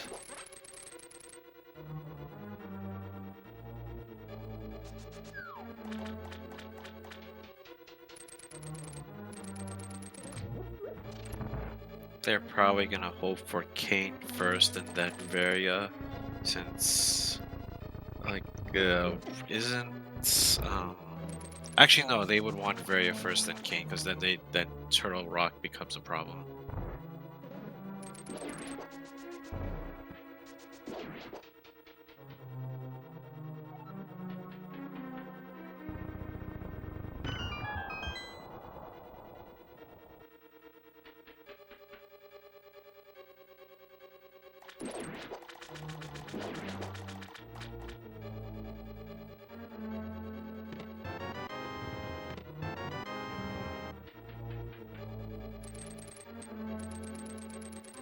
Okay, that's all dungeon items, so Strizer's gonna go back and check the big chest.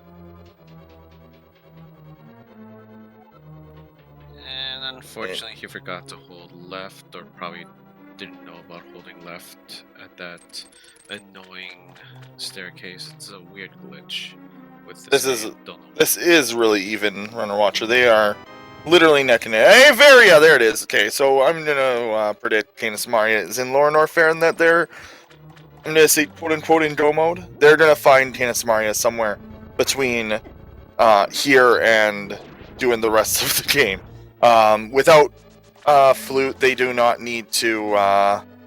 With Varia, they don't need flute, so they are probably just gonna find Canis Maria between here and there. So this should actually be really quick. Seed. They're probably hoping for. Oh, hey, look at that! Screw that. That's really nice. Yep, that lower Norfair truck will be a lot easier. And they have space jump, so they're probably just gonna start in. So they're probably just gonna check all of Norfair. It'll be interesting to see their route, and they'll probably go straight to lower Norfair and skip Croc and upper for now. Oh no, dude, that would be bad because if Kane is there, then you lose so much time. No, we'll probably see Bubble Mountain and Croc before we see lower, just because the chance of Kane being in lower is much lower than it being in upper Norfair at this point. And you really don't want to have to backtrack all the way to Misery Mire. But they'll also do ice first. So. Yeah, I was thinking that they would do ice first, since that'll be faster than checking all of Norfair. But yeah, they are unless it's in pod or behind Green Pendant, they are probably this is probably gonna be pretty straightforward from here on.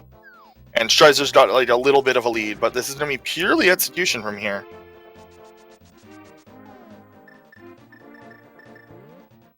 That menu is really small for being a go mode menu.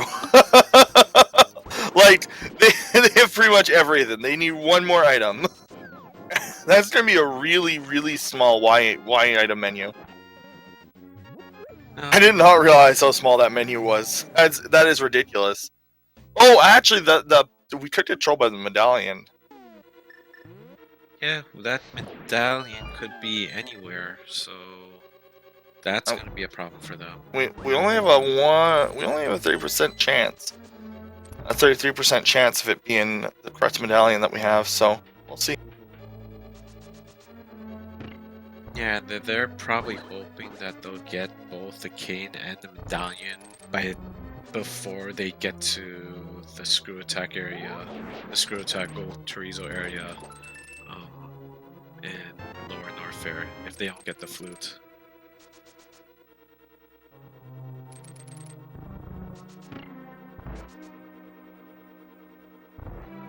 Since they can access Mire from lower Norfair, just above screw attack.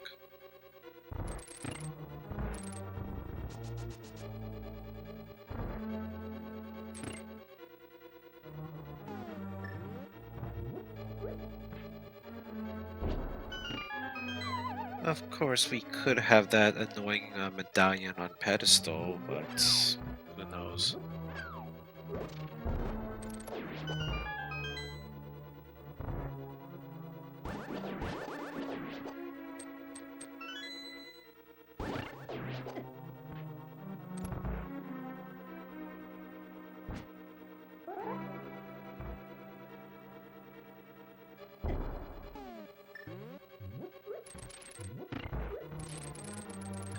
Actually, imagine if that medallion was on pedestal and then Shaktul had the red cane.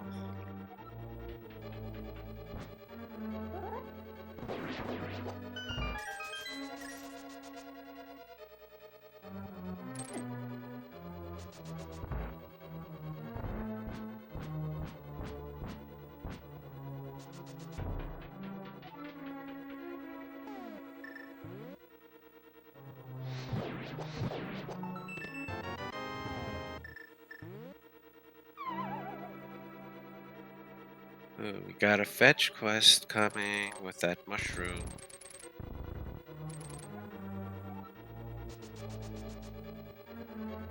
Strizer, you forgot something.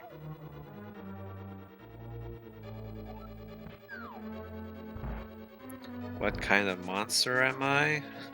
I'm a troll.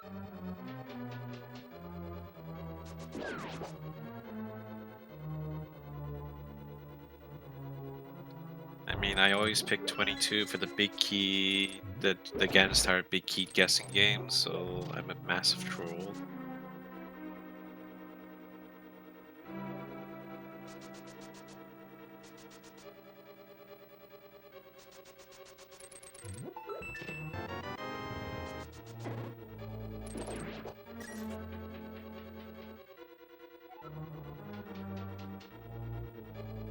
So nothing going in terms of what they need at Ice Palace so far.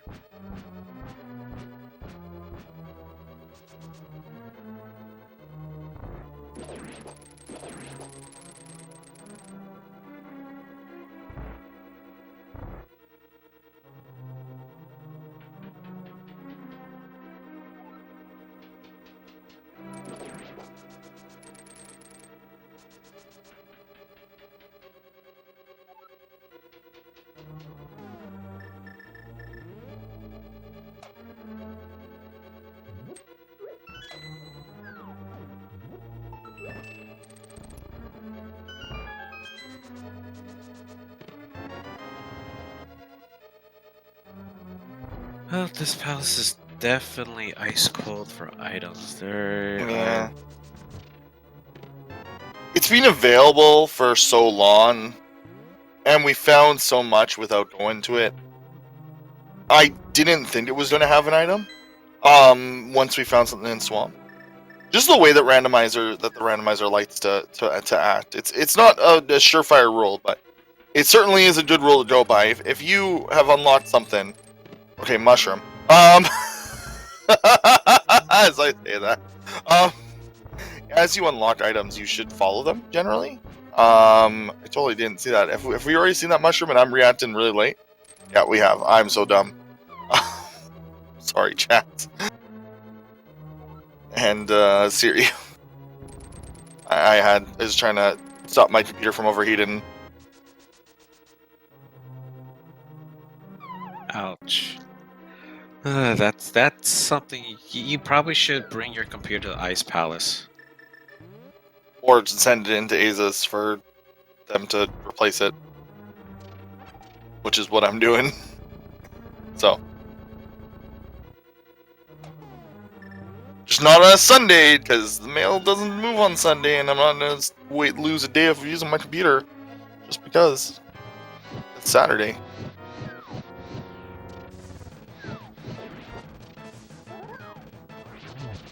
Let's see how quick Strizer's Cold Star fight will be. Mixes Fire Rod with Tempered Sword Slashes. One of the pups escapes the corner, but Strizer takes him down. And, well, there's our king. Now we just gotta figure out what our medallion is. Oh. Now they go straight to Lore Norfair.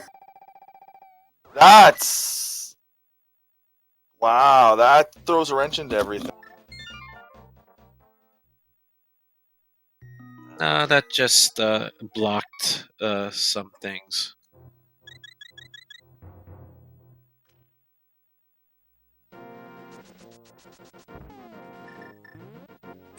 And yep, Strizer's just gonna go straight to Upper Norfair. Whether he'll go straight to Lower Norfair first, we'll see. I don't see them not going straight to Lower. I mean, you'll check the items on the way, but they're not gonna check Croc. I don't think they're not gonna check. They're gonna go straight to the portal and see what medallion they need, and then go from there. Like it would be folly to do anything else. Oh, Spring Ball. Does that open? No, that doesn't open up anything by itself. Or at this point with the other items that we have. We have bombs, so that closes most logic holes that Spring Ball opens. Bombs and space jumps, so no spring ball jumps required. But I think that's a hard logic hard logic thing. I mean, they don't need to do the speedway trick, and I think it's it's being banned, or maybe they went back on it. I don't know. But they definitely don't need to do Speedway. So It's been considered a minor glitch so far. So yeah, I know. I just remember there being a post where it was felt like I saw an admin say that it was banned, but it is a minor glitch as far as the Super Metroid randomize or Super Metroid community. Is it? Very similar reasoning. It doesn't allow you to skip anything major. It just allows you to play the randomizer. It just adds another little trick to the randomizer. yeah, it's very randomizer specific. Speedway trick is where you can clip through blocks backwards through Speedway. So to escape Speedway, you can do that, which will save you energy if you have to do hell runs for some reason.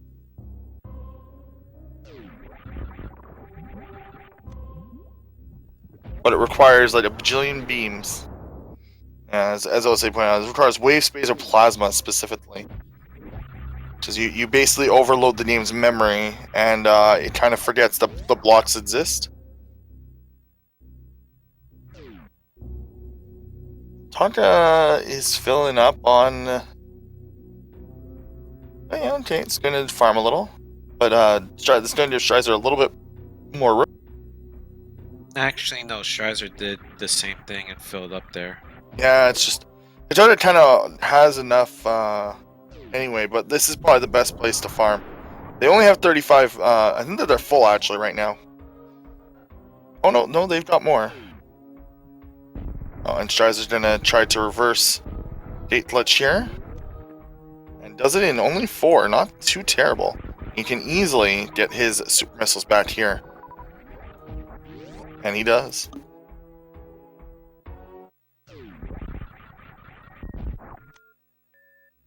Now, is he gonna... Yeah, he's gonna check this. This is very important. This is gonna mean a lot. If this is Quake, we're in Go mode. If not, then... Okay, we need to find an item. We got vanilla medallions today.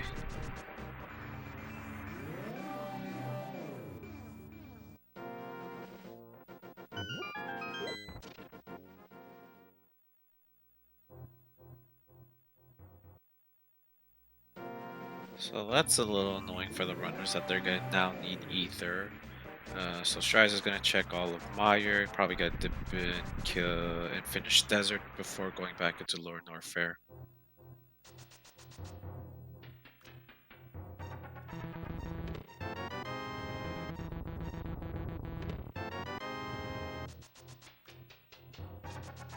And double missiles in the Meyer shed.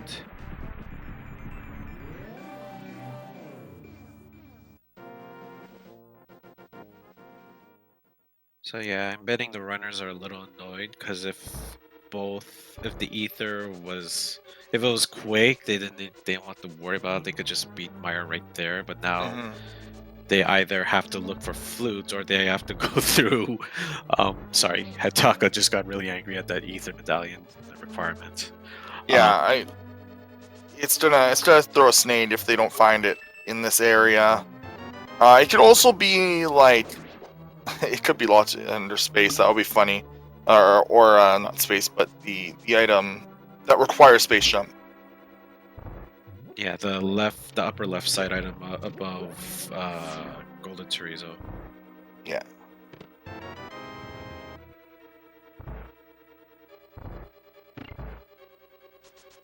Yeah, both are like pretty tight on ammo, but they'll find more like if they when they do GT, so they should be fine on Mother Brain.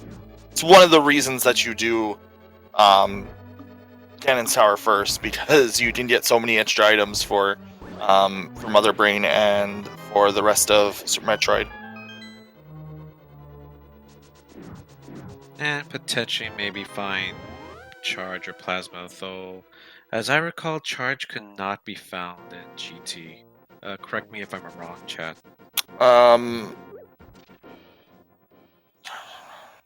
Because I think that's considered a progression item. I think you're right. I think Charge cannot... No! I can't remember. Because you can have enough missiles. Ether can be anywhere except in GT, pretty much. Oh, okay, charge right. The logic never requires you to not have charge for Ridley. I forgot that charge can never be behind Ridley, which is an interesting quirk. That charge can never be in that one spot. Yeah, it's still effectively tied. Hitaka seems to be losing bits here and there to odd movement choices. Like I saw them almost go to the boss, and then they're in this part, and yeah, I'm not sure. But for the most part, yes. Strizer seems to be gaining inches, or like even less, like gaining millimeters here and there. Also, Hitaka just did 2 rounds through the pits at Meridia, which did not make sense to me at all. I mean, not even just if you didn't want to skip lap, that's one thing, but waiting, like doing it early instead of waiting till after Dragon for the second one. Also, Hitaka checked Plasma, but I don't believe Strizer did that.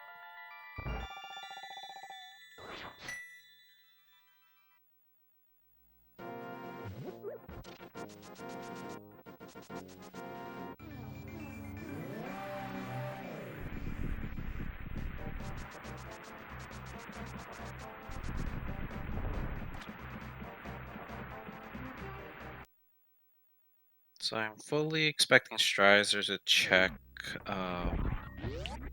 the Golden Trizo first, and then go through Lower Norfair. And speaking of charge, it's at the space jump, a locked location. Oh, that's so awkward.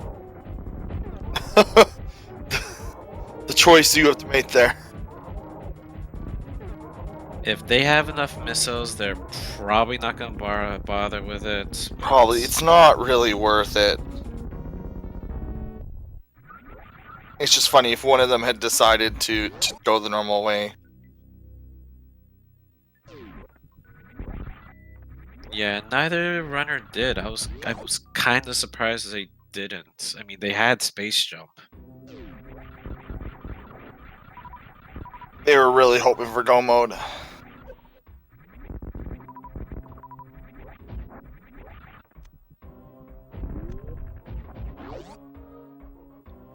Yeah, but unfortunately, medallion go mode is usually a pain in the butt. You're usually, it's usually not what you're expecting.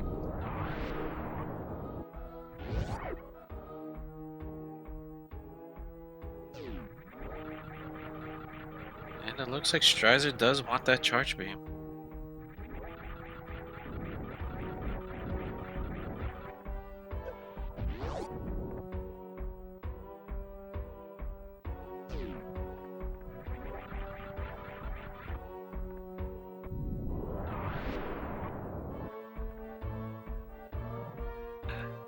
Yeah, Hitaka's been raging at quite a few things. He already raged at the hammer, and then he's raged at the ether twice.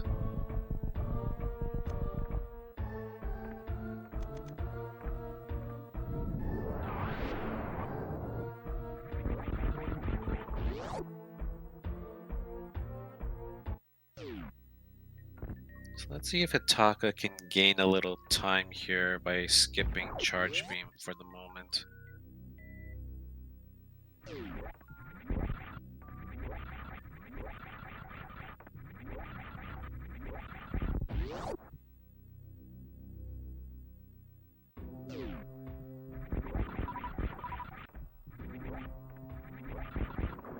Yeah, I prefer digital rage over, say, road rage. That would be not fun.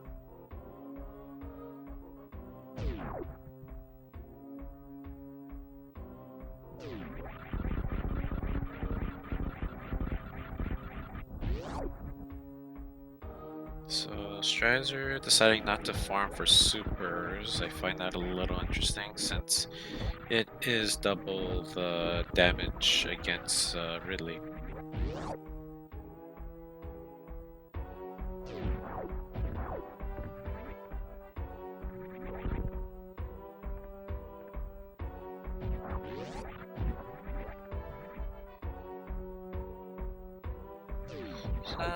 Mickey Mouse room only had a single rupee. I guess the big mouse had to pay a lot for Magic Kingdom upkeep.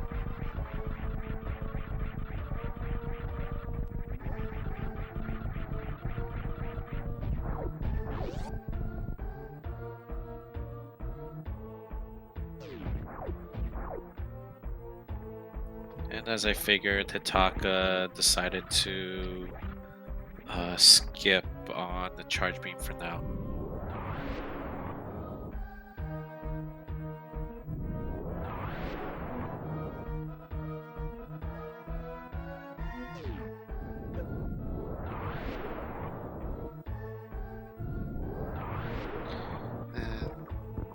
Wait, charge, wave, ice, phaser. How many shots is that against Ridley? I'm not sure.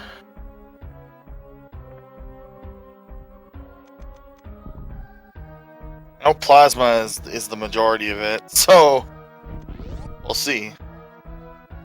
We'll see if it saves time versus having to farm the items.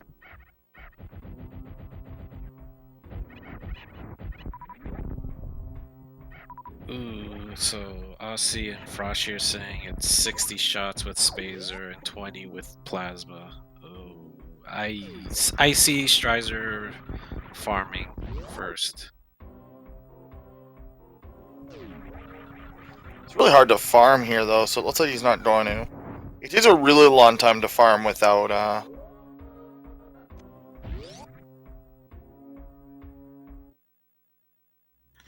Yeah, without grapple beam, it's a pain.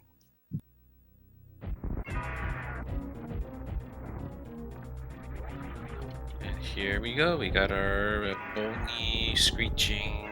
Oh, right. He can just smash missiles.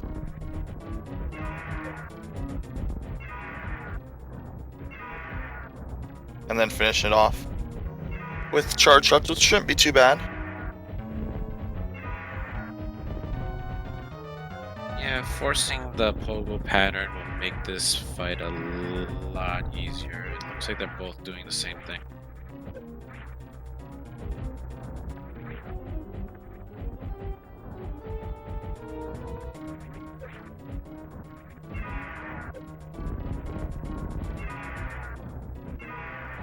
Ridley was being a little bit of a troll on Hitaka's side, but he was able to take down Ridley. It looks like that farming earlier against the against those rippers paid off because he's taken the lead now. That is interesting. But on Mother Brain, this might still make a little bit of a difference. And again, we're gonna have to come back through. Like it's gonna be interesting.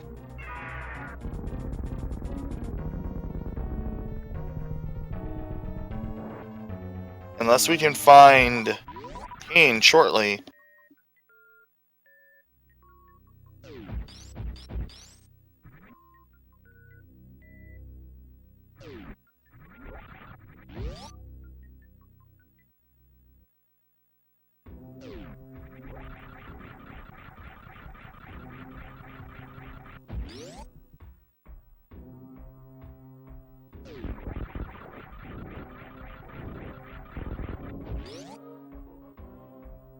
So let's see, we have the rest of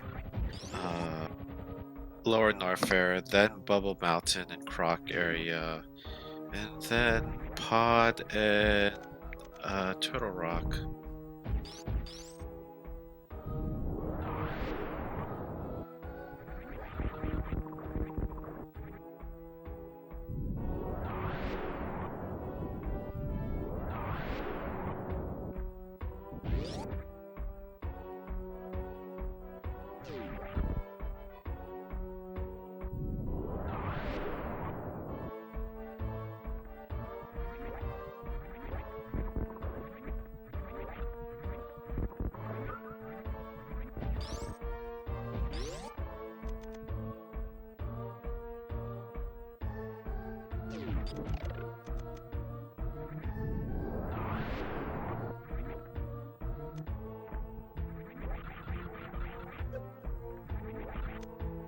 Just a heart piece. And Sadly, okay. yeah. Wonder if it's gonna be a mushroom. That'll be quite awful. That would be pretty hilarious. Okay, well, we're gonna have to check upper warfare.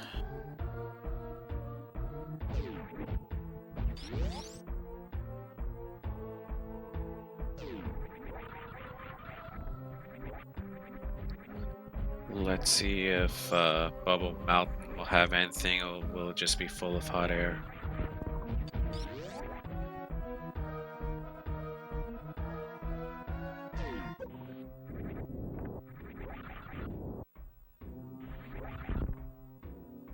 Tracker makes a good point. With that cape, it puts Spike Cave into logic. But I think Strizer picked that item up, if I'm not mistaken.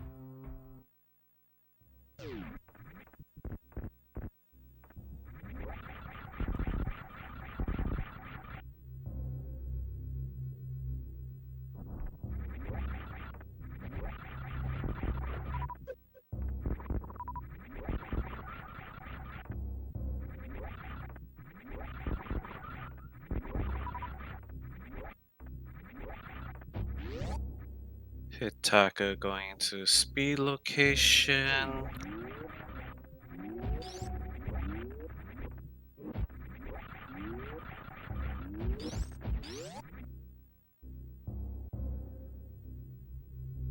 Just 5 arrows for the missile. And super missiles. Oh, come on, Hitaka. You don't want to skip that. You skipped on charge. Yeah, that is true. And he doesn't exactly have a lot of missiles. Like a lot of supers. I'm thinking he might have like 40 to 50 total. Avengers can't be choosers. Maybe he does plan on getting it on his return. Like, he still can return, so.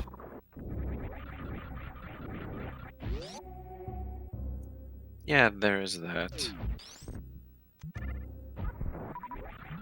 Picks up that one though. I don't know. Could be nerves. It could be a lot of things.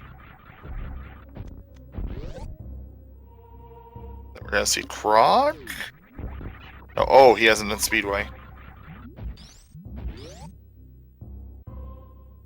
He also has, I don't think they checked the item just to the bottom right, and that was just a heart piece, never mind.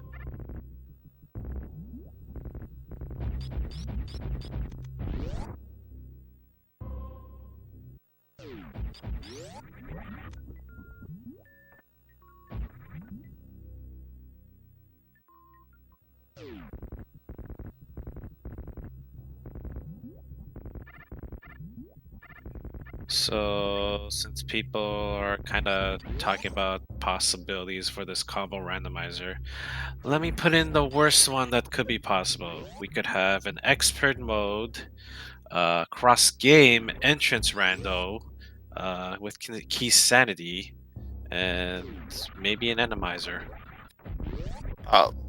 I'm just gonna be the party pooper and remind everyone that this randomizer barely exists as it is. So let's not hope for things that are that are barely possible in LTTP.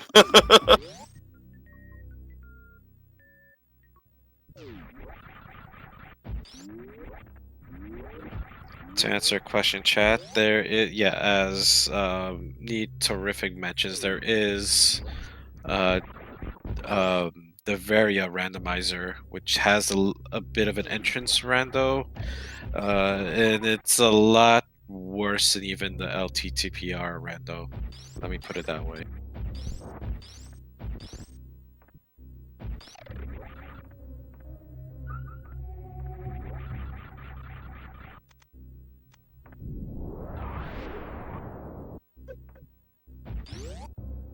Yeah, there is already a door randomizer for it, and it's just far longer than Varia.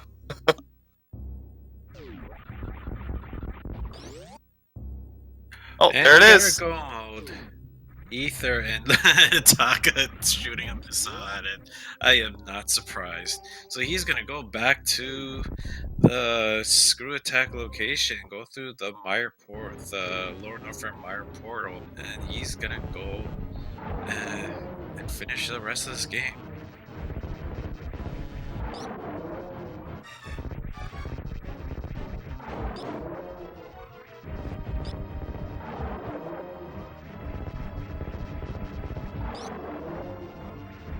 I don't know what Hitaka's farming for. I think that they also realize they don't know what they're farming for. Yeah, that's kind of weird. I mean, you're gonna, after Ganon, you're gonna save and quit, and then start up at the ship, so...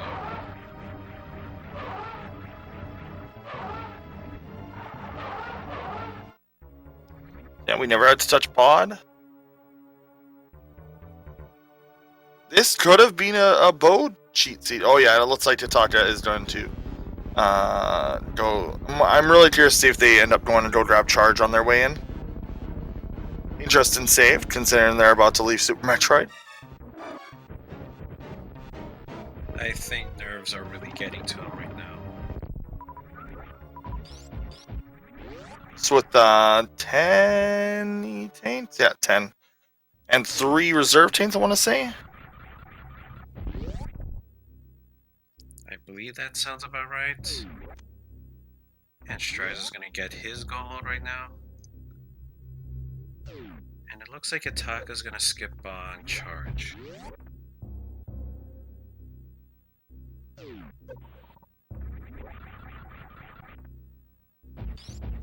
Oh yeah, GGG.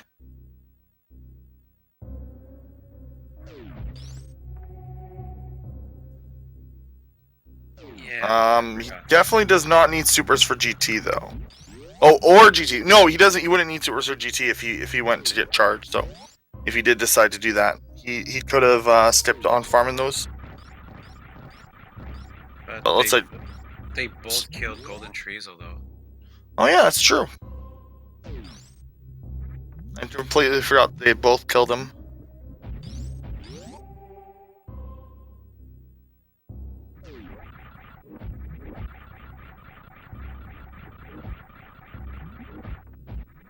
But yeah, yeah, as mentioned in chat, you can't do stand-up glitch.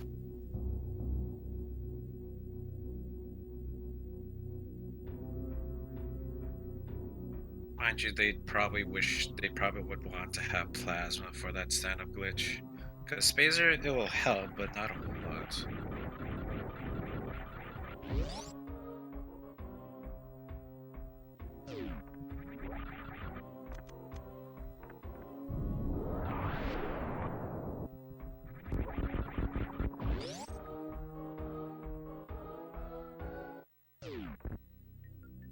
While they're kind of just doing go mode-y stuff, I'll just remind everyone that there are tons of tournaments going on Speed Gaming right now.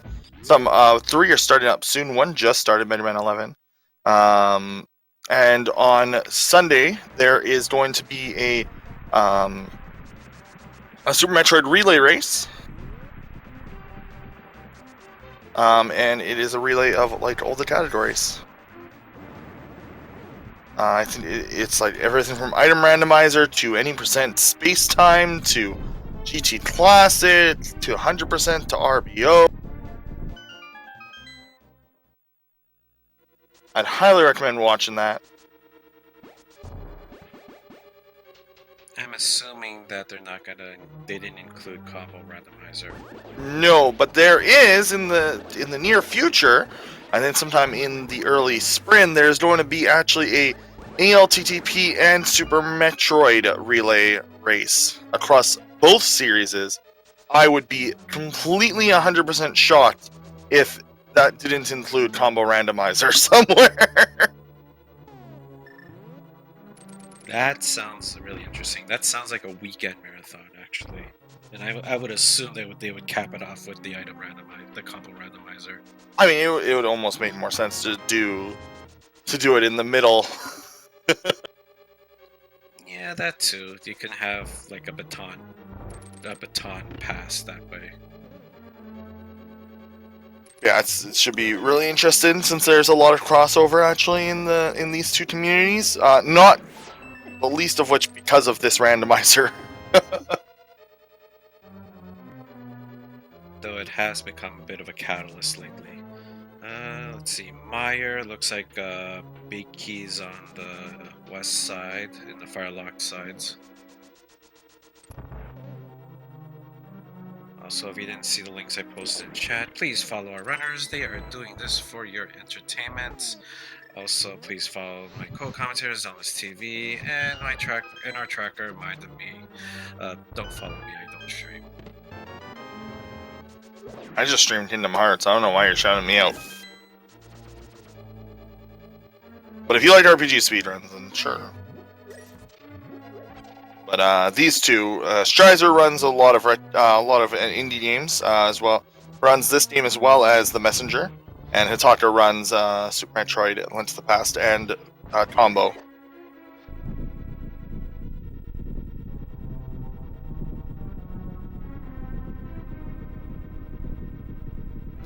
Yeah, Strizer, like fresh off his GDQ run of The Messenger. Which The Messenger is free with Twitch Prime right now. Get that video game. It is my game of the year.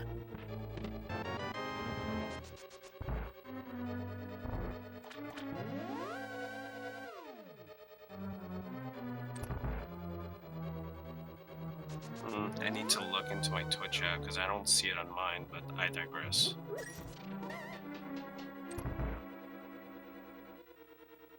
Sorry? Well, I'm not seeing The Messenger under the free games for my side of things. It is under the Devolver Digital Pack, which may have expired. If it did, then... And you didn't, yeah. If you didn't, do that, then... Whoops. You missed out on, doing Hotline Miami 1 and 2 for free, Messenger, and, like, 3 other games I've ever heard of. But 8 free games. Never mind, I did download it. I didn't look into the...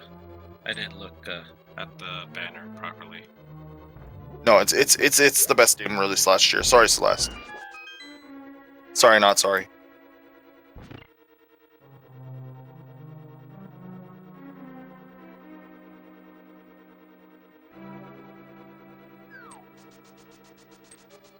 Anyway, back to the race.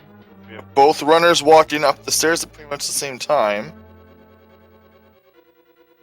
Hitaka's health is a little worrying to me, but I believe he has a red potion from checking the ferry, one of the ferries. But Strizer, remembering he has silver arrows in the bow, Hitaka completely forgetting that. And we got a gold sword from our eyeball fiend.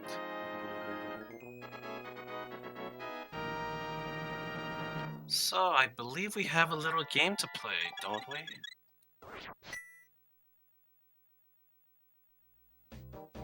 Oh, sure, yeah, I guess people can do the thingy for the guest things, because they're... I don't know. I hear people like it.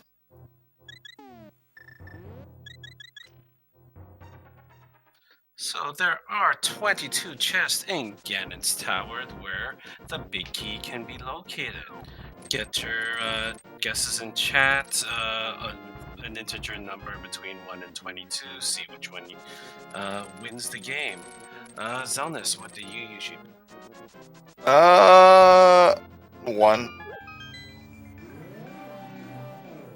Okay, so I'm the complete opposite, I picked 22.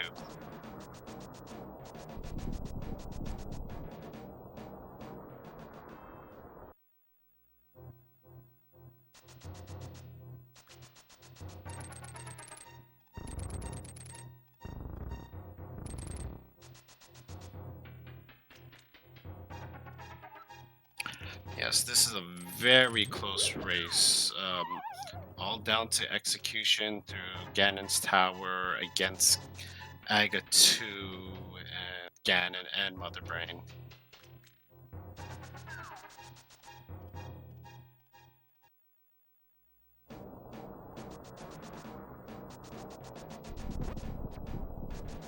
and this is just game 1 of their match.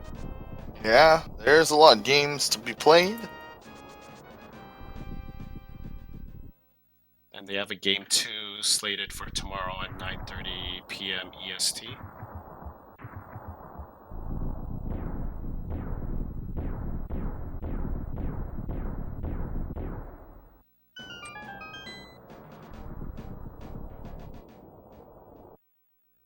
I don't know if they want to go through another 3 hours of this monster. Hey, some people do.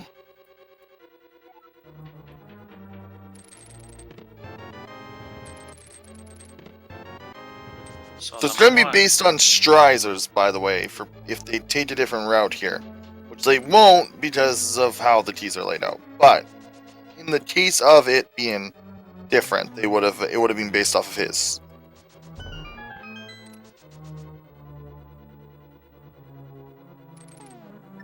So we had for first 3 chests or items, they were key, a small key, energy tank, bombos, and small key.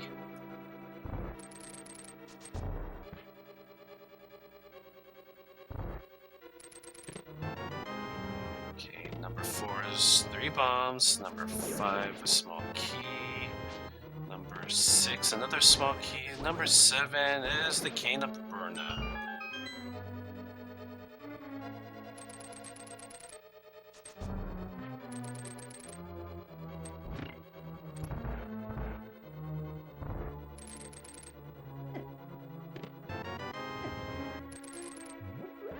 Number 8, just some missiles in the firebar room.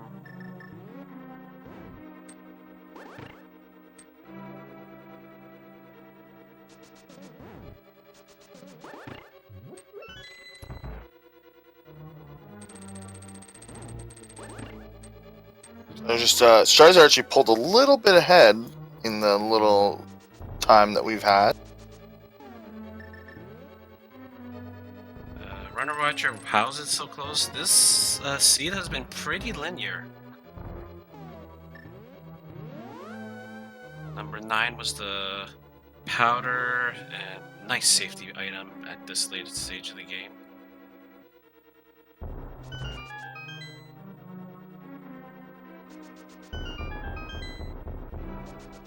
Let's see what 10 through 13 in the random room has. It's 10 arrows first, 3 bombs, super missiles, and a compass.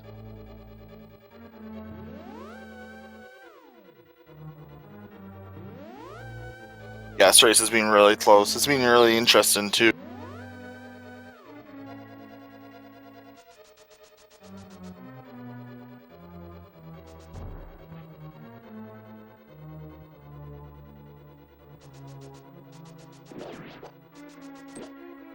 Looks like it's going to be here. It's going to be on the right side. We'll see what it ends up being.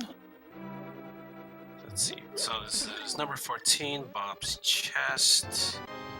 And it is... Oh, there's our big key, number 14. Okay. Is our winner.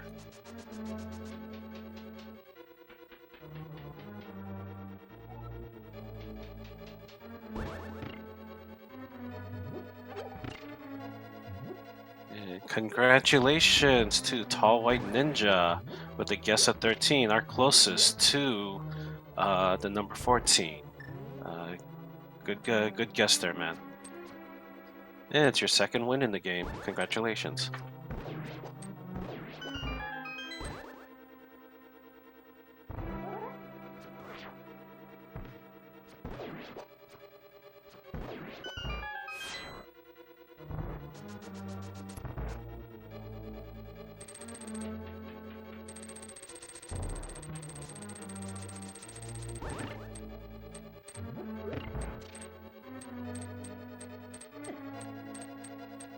So right now it's going to be, as we've been saying a lot, it's pure execution. They're coming up to Gauntlet, which has rooms of increasing difficulty and craziness. Starting with enemies, and then enemies in Veiled Belts, and then Beamos, add Beanos, and then add Ice Rooms. It's a long, arduous trek. Yeah, it's kind of like this dance tower's upper parts are kind of separated into two halves. One half being the kind of combat side, and then the other half being the more puzzly, magic-oriented side.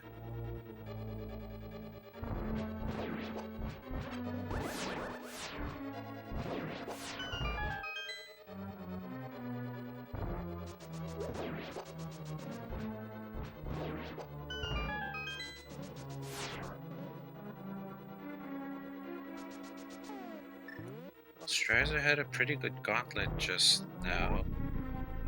Hitaka getting hit with some of the Beamoses, and I think he's getting a little trolled right now. Very quick lateral kill on Strizer's side. I think that was a zero psycho.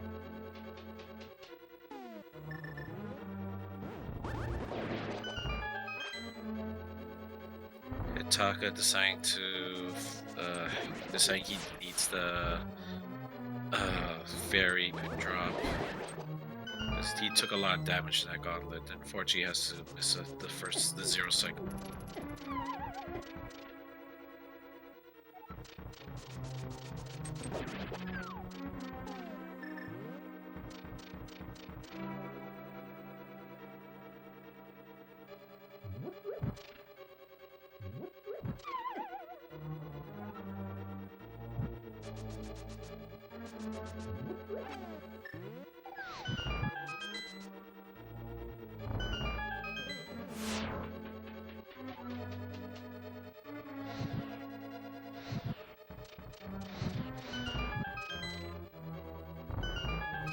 I think I still give this race a slight edge to Strizer just because he has the charge beam. I agree. And he's also slightly ahead, which helps.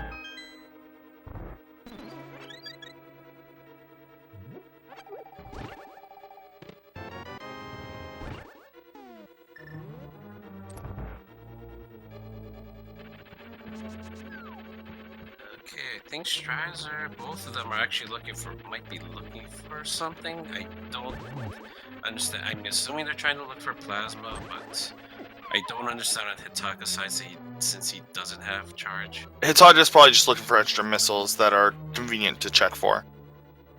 They'll probably both check validation for opposite reasons, one for missiles, one for plasma. It's just, I don't know why I said it like that, but yeah, the last chest just made sense to check.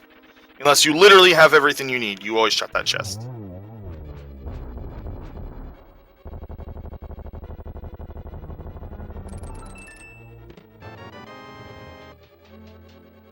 And it's just a map.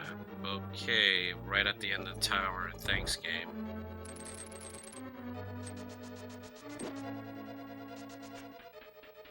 I want to say it's something equally stupid in that chest in vanilla.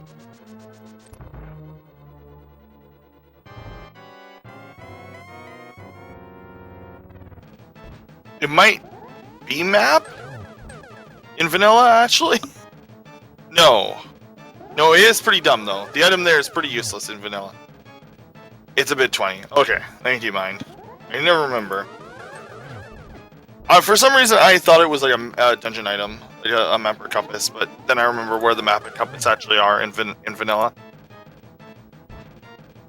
Hitaka just got ahead. He got ahead from not just from the Moldo farm from Strizer, but also with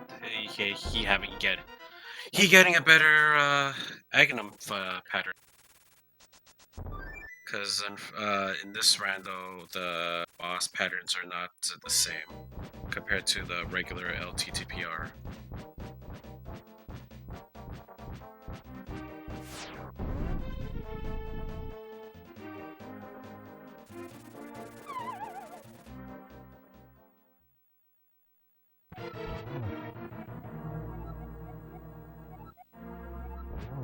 And Ganon asking us a nice logical question there.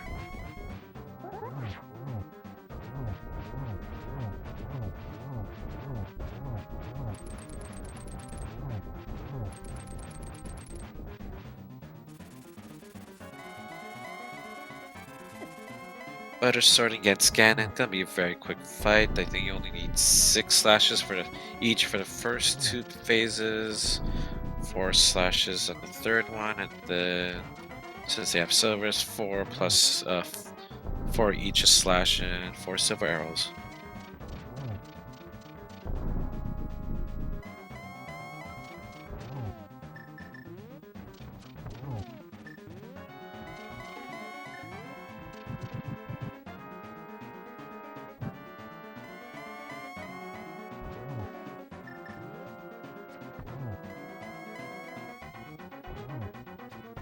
And Ganon is down on Hitaka's side. Put a single G in chat. So, because Ganon's down, and it looks like Strizer's gonna get his single G as well. Yeah, both of them are walking in. They'll do a hard reset right here, or soft. Well, yeah, save and quit, and then they'll reset. Probably gonna refill and save at the ship as well. Then we can get an idea of what their ammo counts are.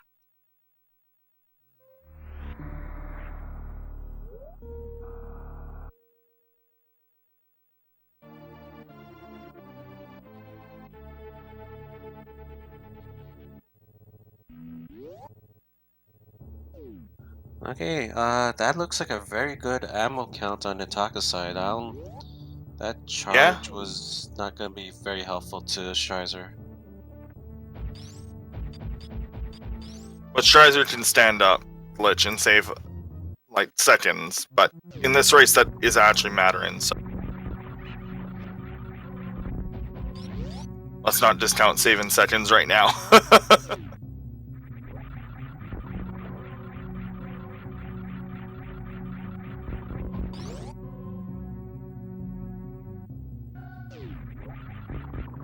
Yeah, it's 2 seconds because we're using a timer that's very accurate and is reported on a server side rather than client side. It's very SRL, as janky as IRC may be. SRL is a great. IRC is very good for what it is. It's just a little ancient. It's a great backend though. You're talking on IRC right now if you're in chat.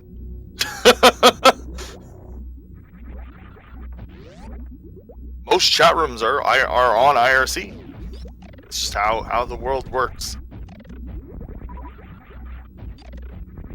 Basically, if it ain't broke, don't fix it.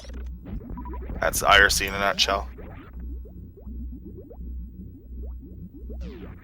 Yeah, some workplaces still use IRC. It's a great secure way to host a chat room. I'm surprised at how secure it is considering how old it is.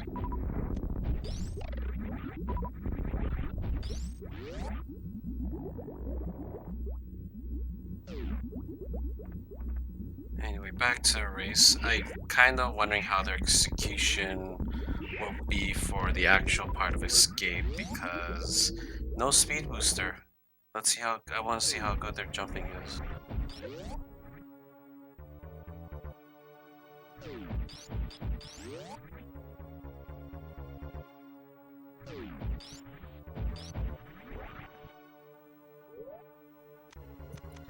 Interesting. Hitaka's not gonna go for baby skip. It doesn't look like Strizer is either.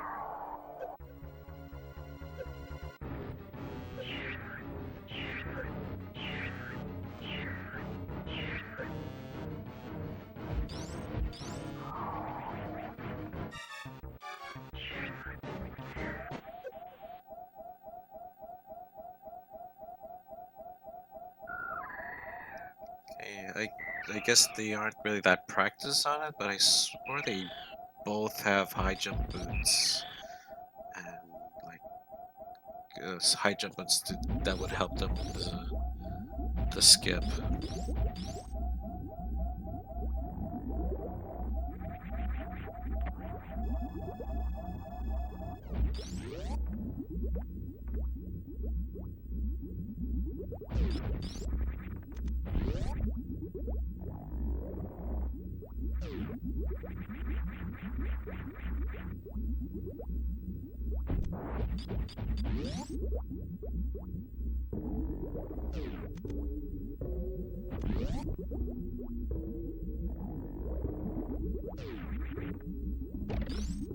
Okay, Hitaka having a little trouble with the Zebetite skip. Had to do like 3 tries. And Strizer also having trouble with the skip.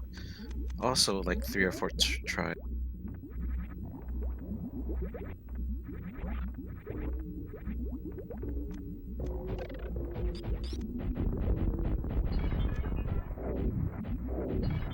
Yes, this race is very close to call.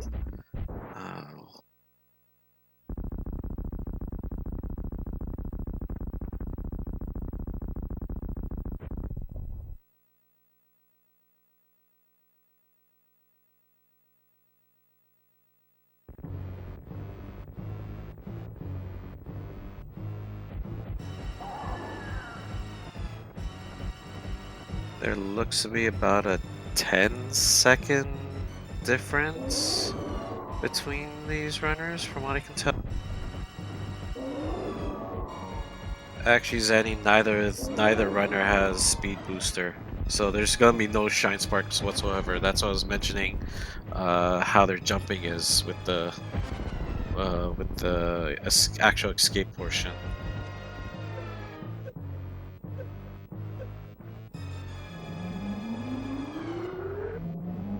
And it looks like Strizer's gonna go for the charge Ice Waves, Spazer, stand-up glitch.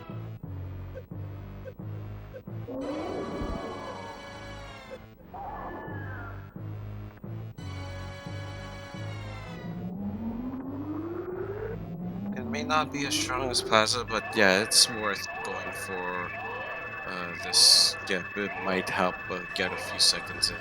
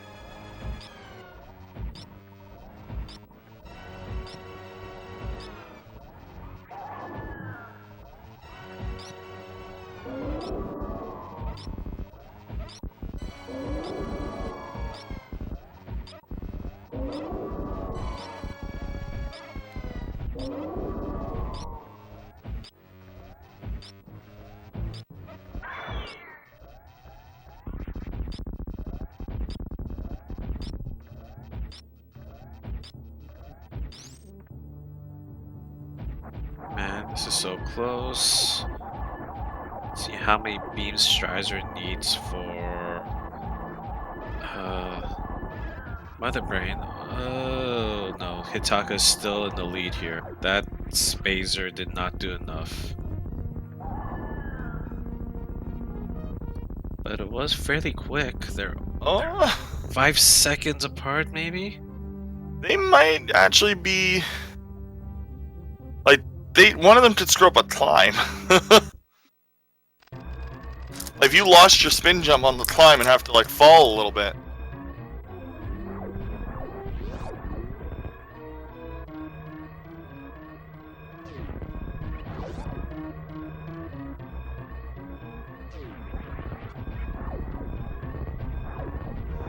And Strizer just did that right now, just right off the bat. Oh boy.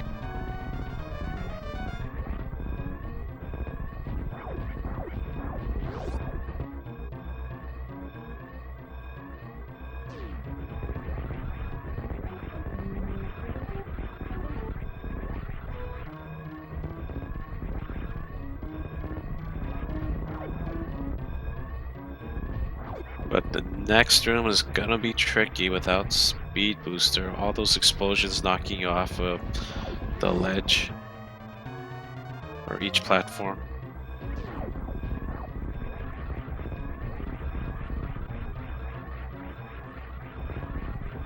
Hitaka's having a few issues with the wall jumping. But he's finally through. Strizer has it a little smoother.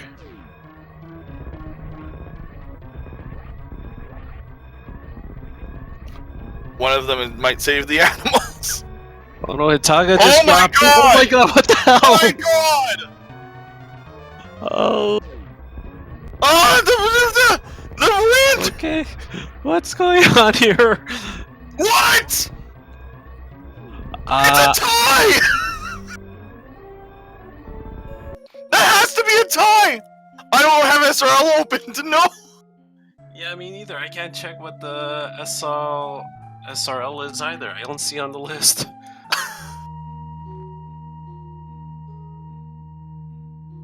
It's a tie!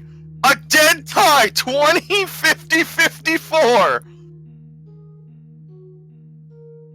Oh, And you can my even kind of goodness. tell by the frames. This cutscene is frame on. What?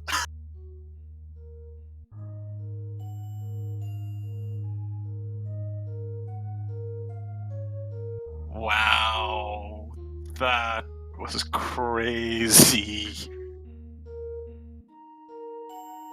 GG!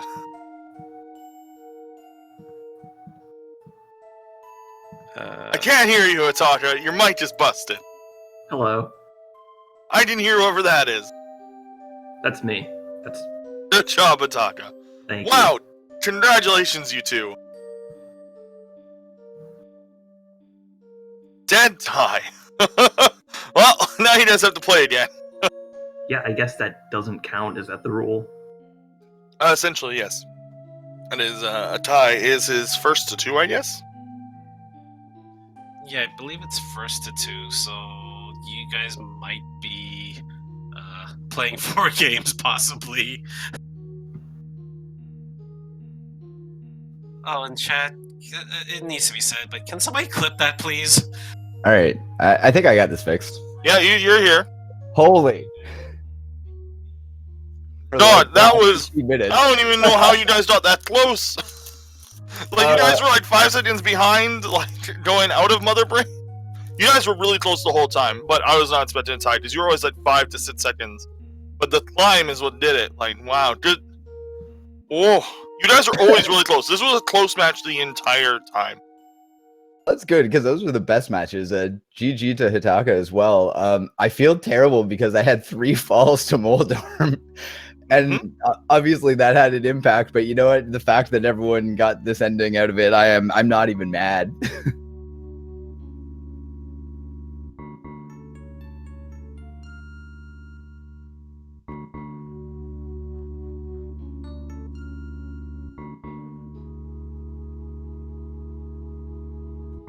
So, both of you, what are your thoughts on the seed? I don't even know what to think. I feel like I found Morph Ball pretty early, and then I didn't follow that lead. I just, as I could in Link to the Past, and was glad that I sequence broke Death Mountain because that was pretty lucrative. But ship and was disappointed again. Yeah, I don't really know what to say either. Yeah, empty wrecked ship was dumb, but it seemed like it was really stingy on Zelda items early on. Like, half my inventory was still empty, like 3/4 of the way through the seed. Oh, the menus.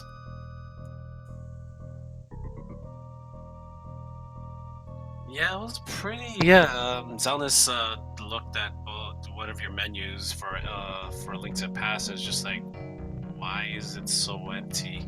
It's pretty barren. It was pretty barren at one point.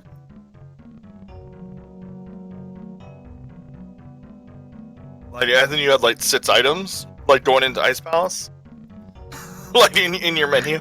It was pretty ridiculous. And you literally needed 1 or 2 items left at that point. That was when you were looking for Kane. I cringed when I saw Ether at Meyer because it's like another one of those go mode items that could literally be anywhere, and I'm like, all right, well, I didn't step foot in a pendant dungeon, and obviously I'm thankful I didn't, but it's again one of those items that could just be anywhere. Mm-hmm. Yeah, because when I found Kane, it was like Schrodinger's Go mode. Like, you know, maybe if Meyer was Quake, then maybe, but of course it wasn't. Well, I know that Hitaka had a pretty good reaction on stream for the Ether. Yeah, just shooting the missile into the sun, into the items. Yeah, he did those slashes first time, seeing the emblem, then threw a bomb the second time, and then finally a missile at the actual item.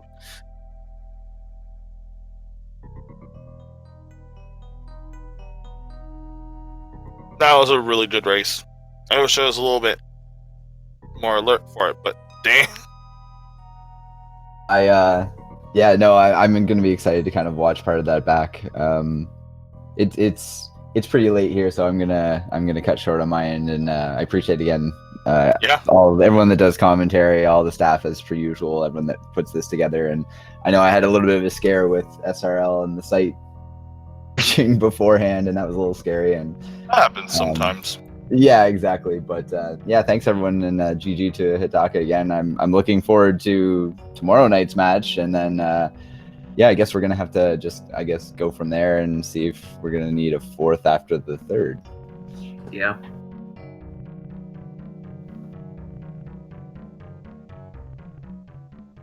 All right, well, I know you guys have a great night. You too. Yeah. If you don't have any other questions for me, I think I'm going to dip out too.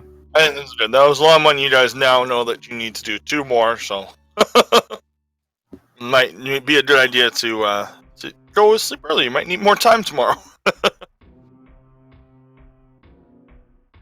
Yeah, but thank you very much. Potentially 3 more if you guys. Oh boy.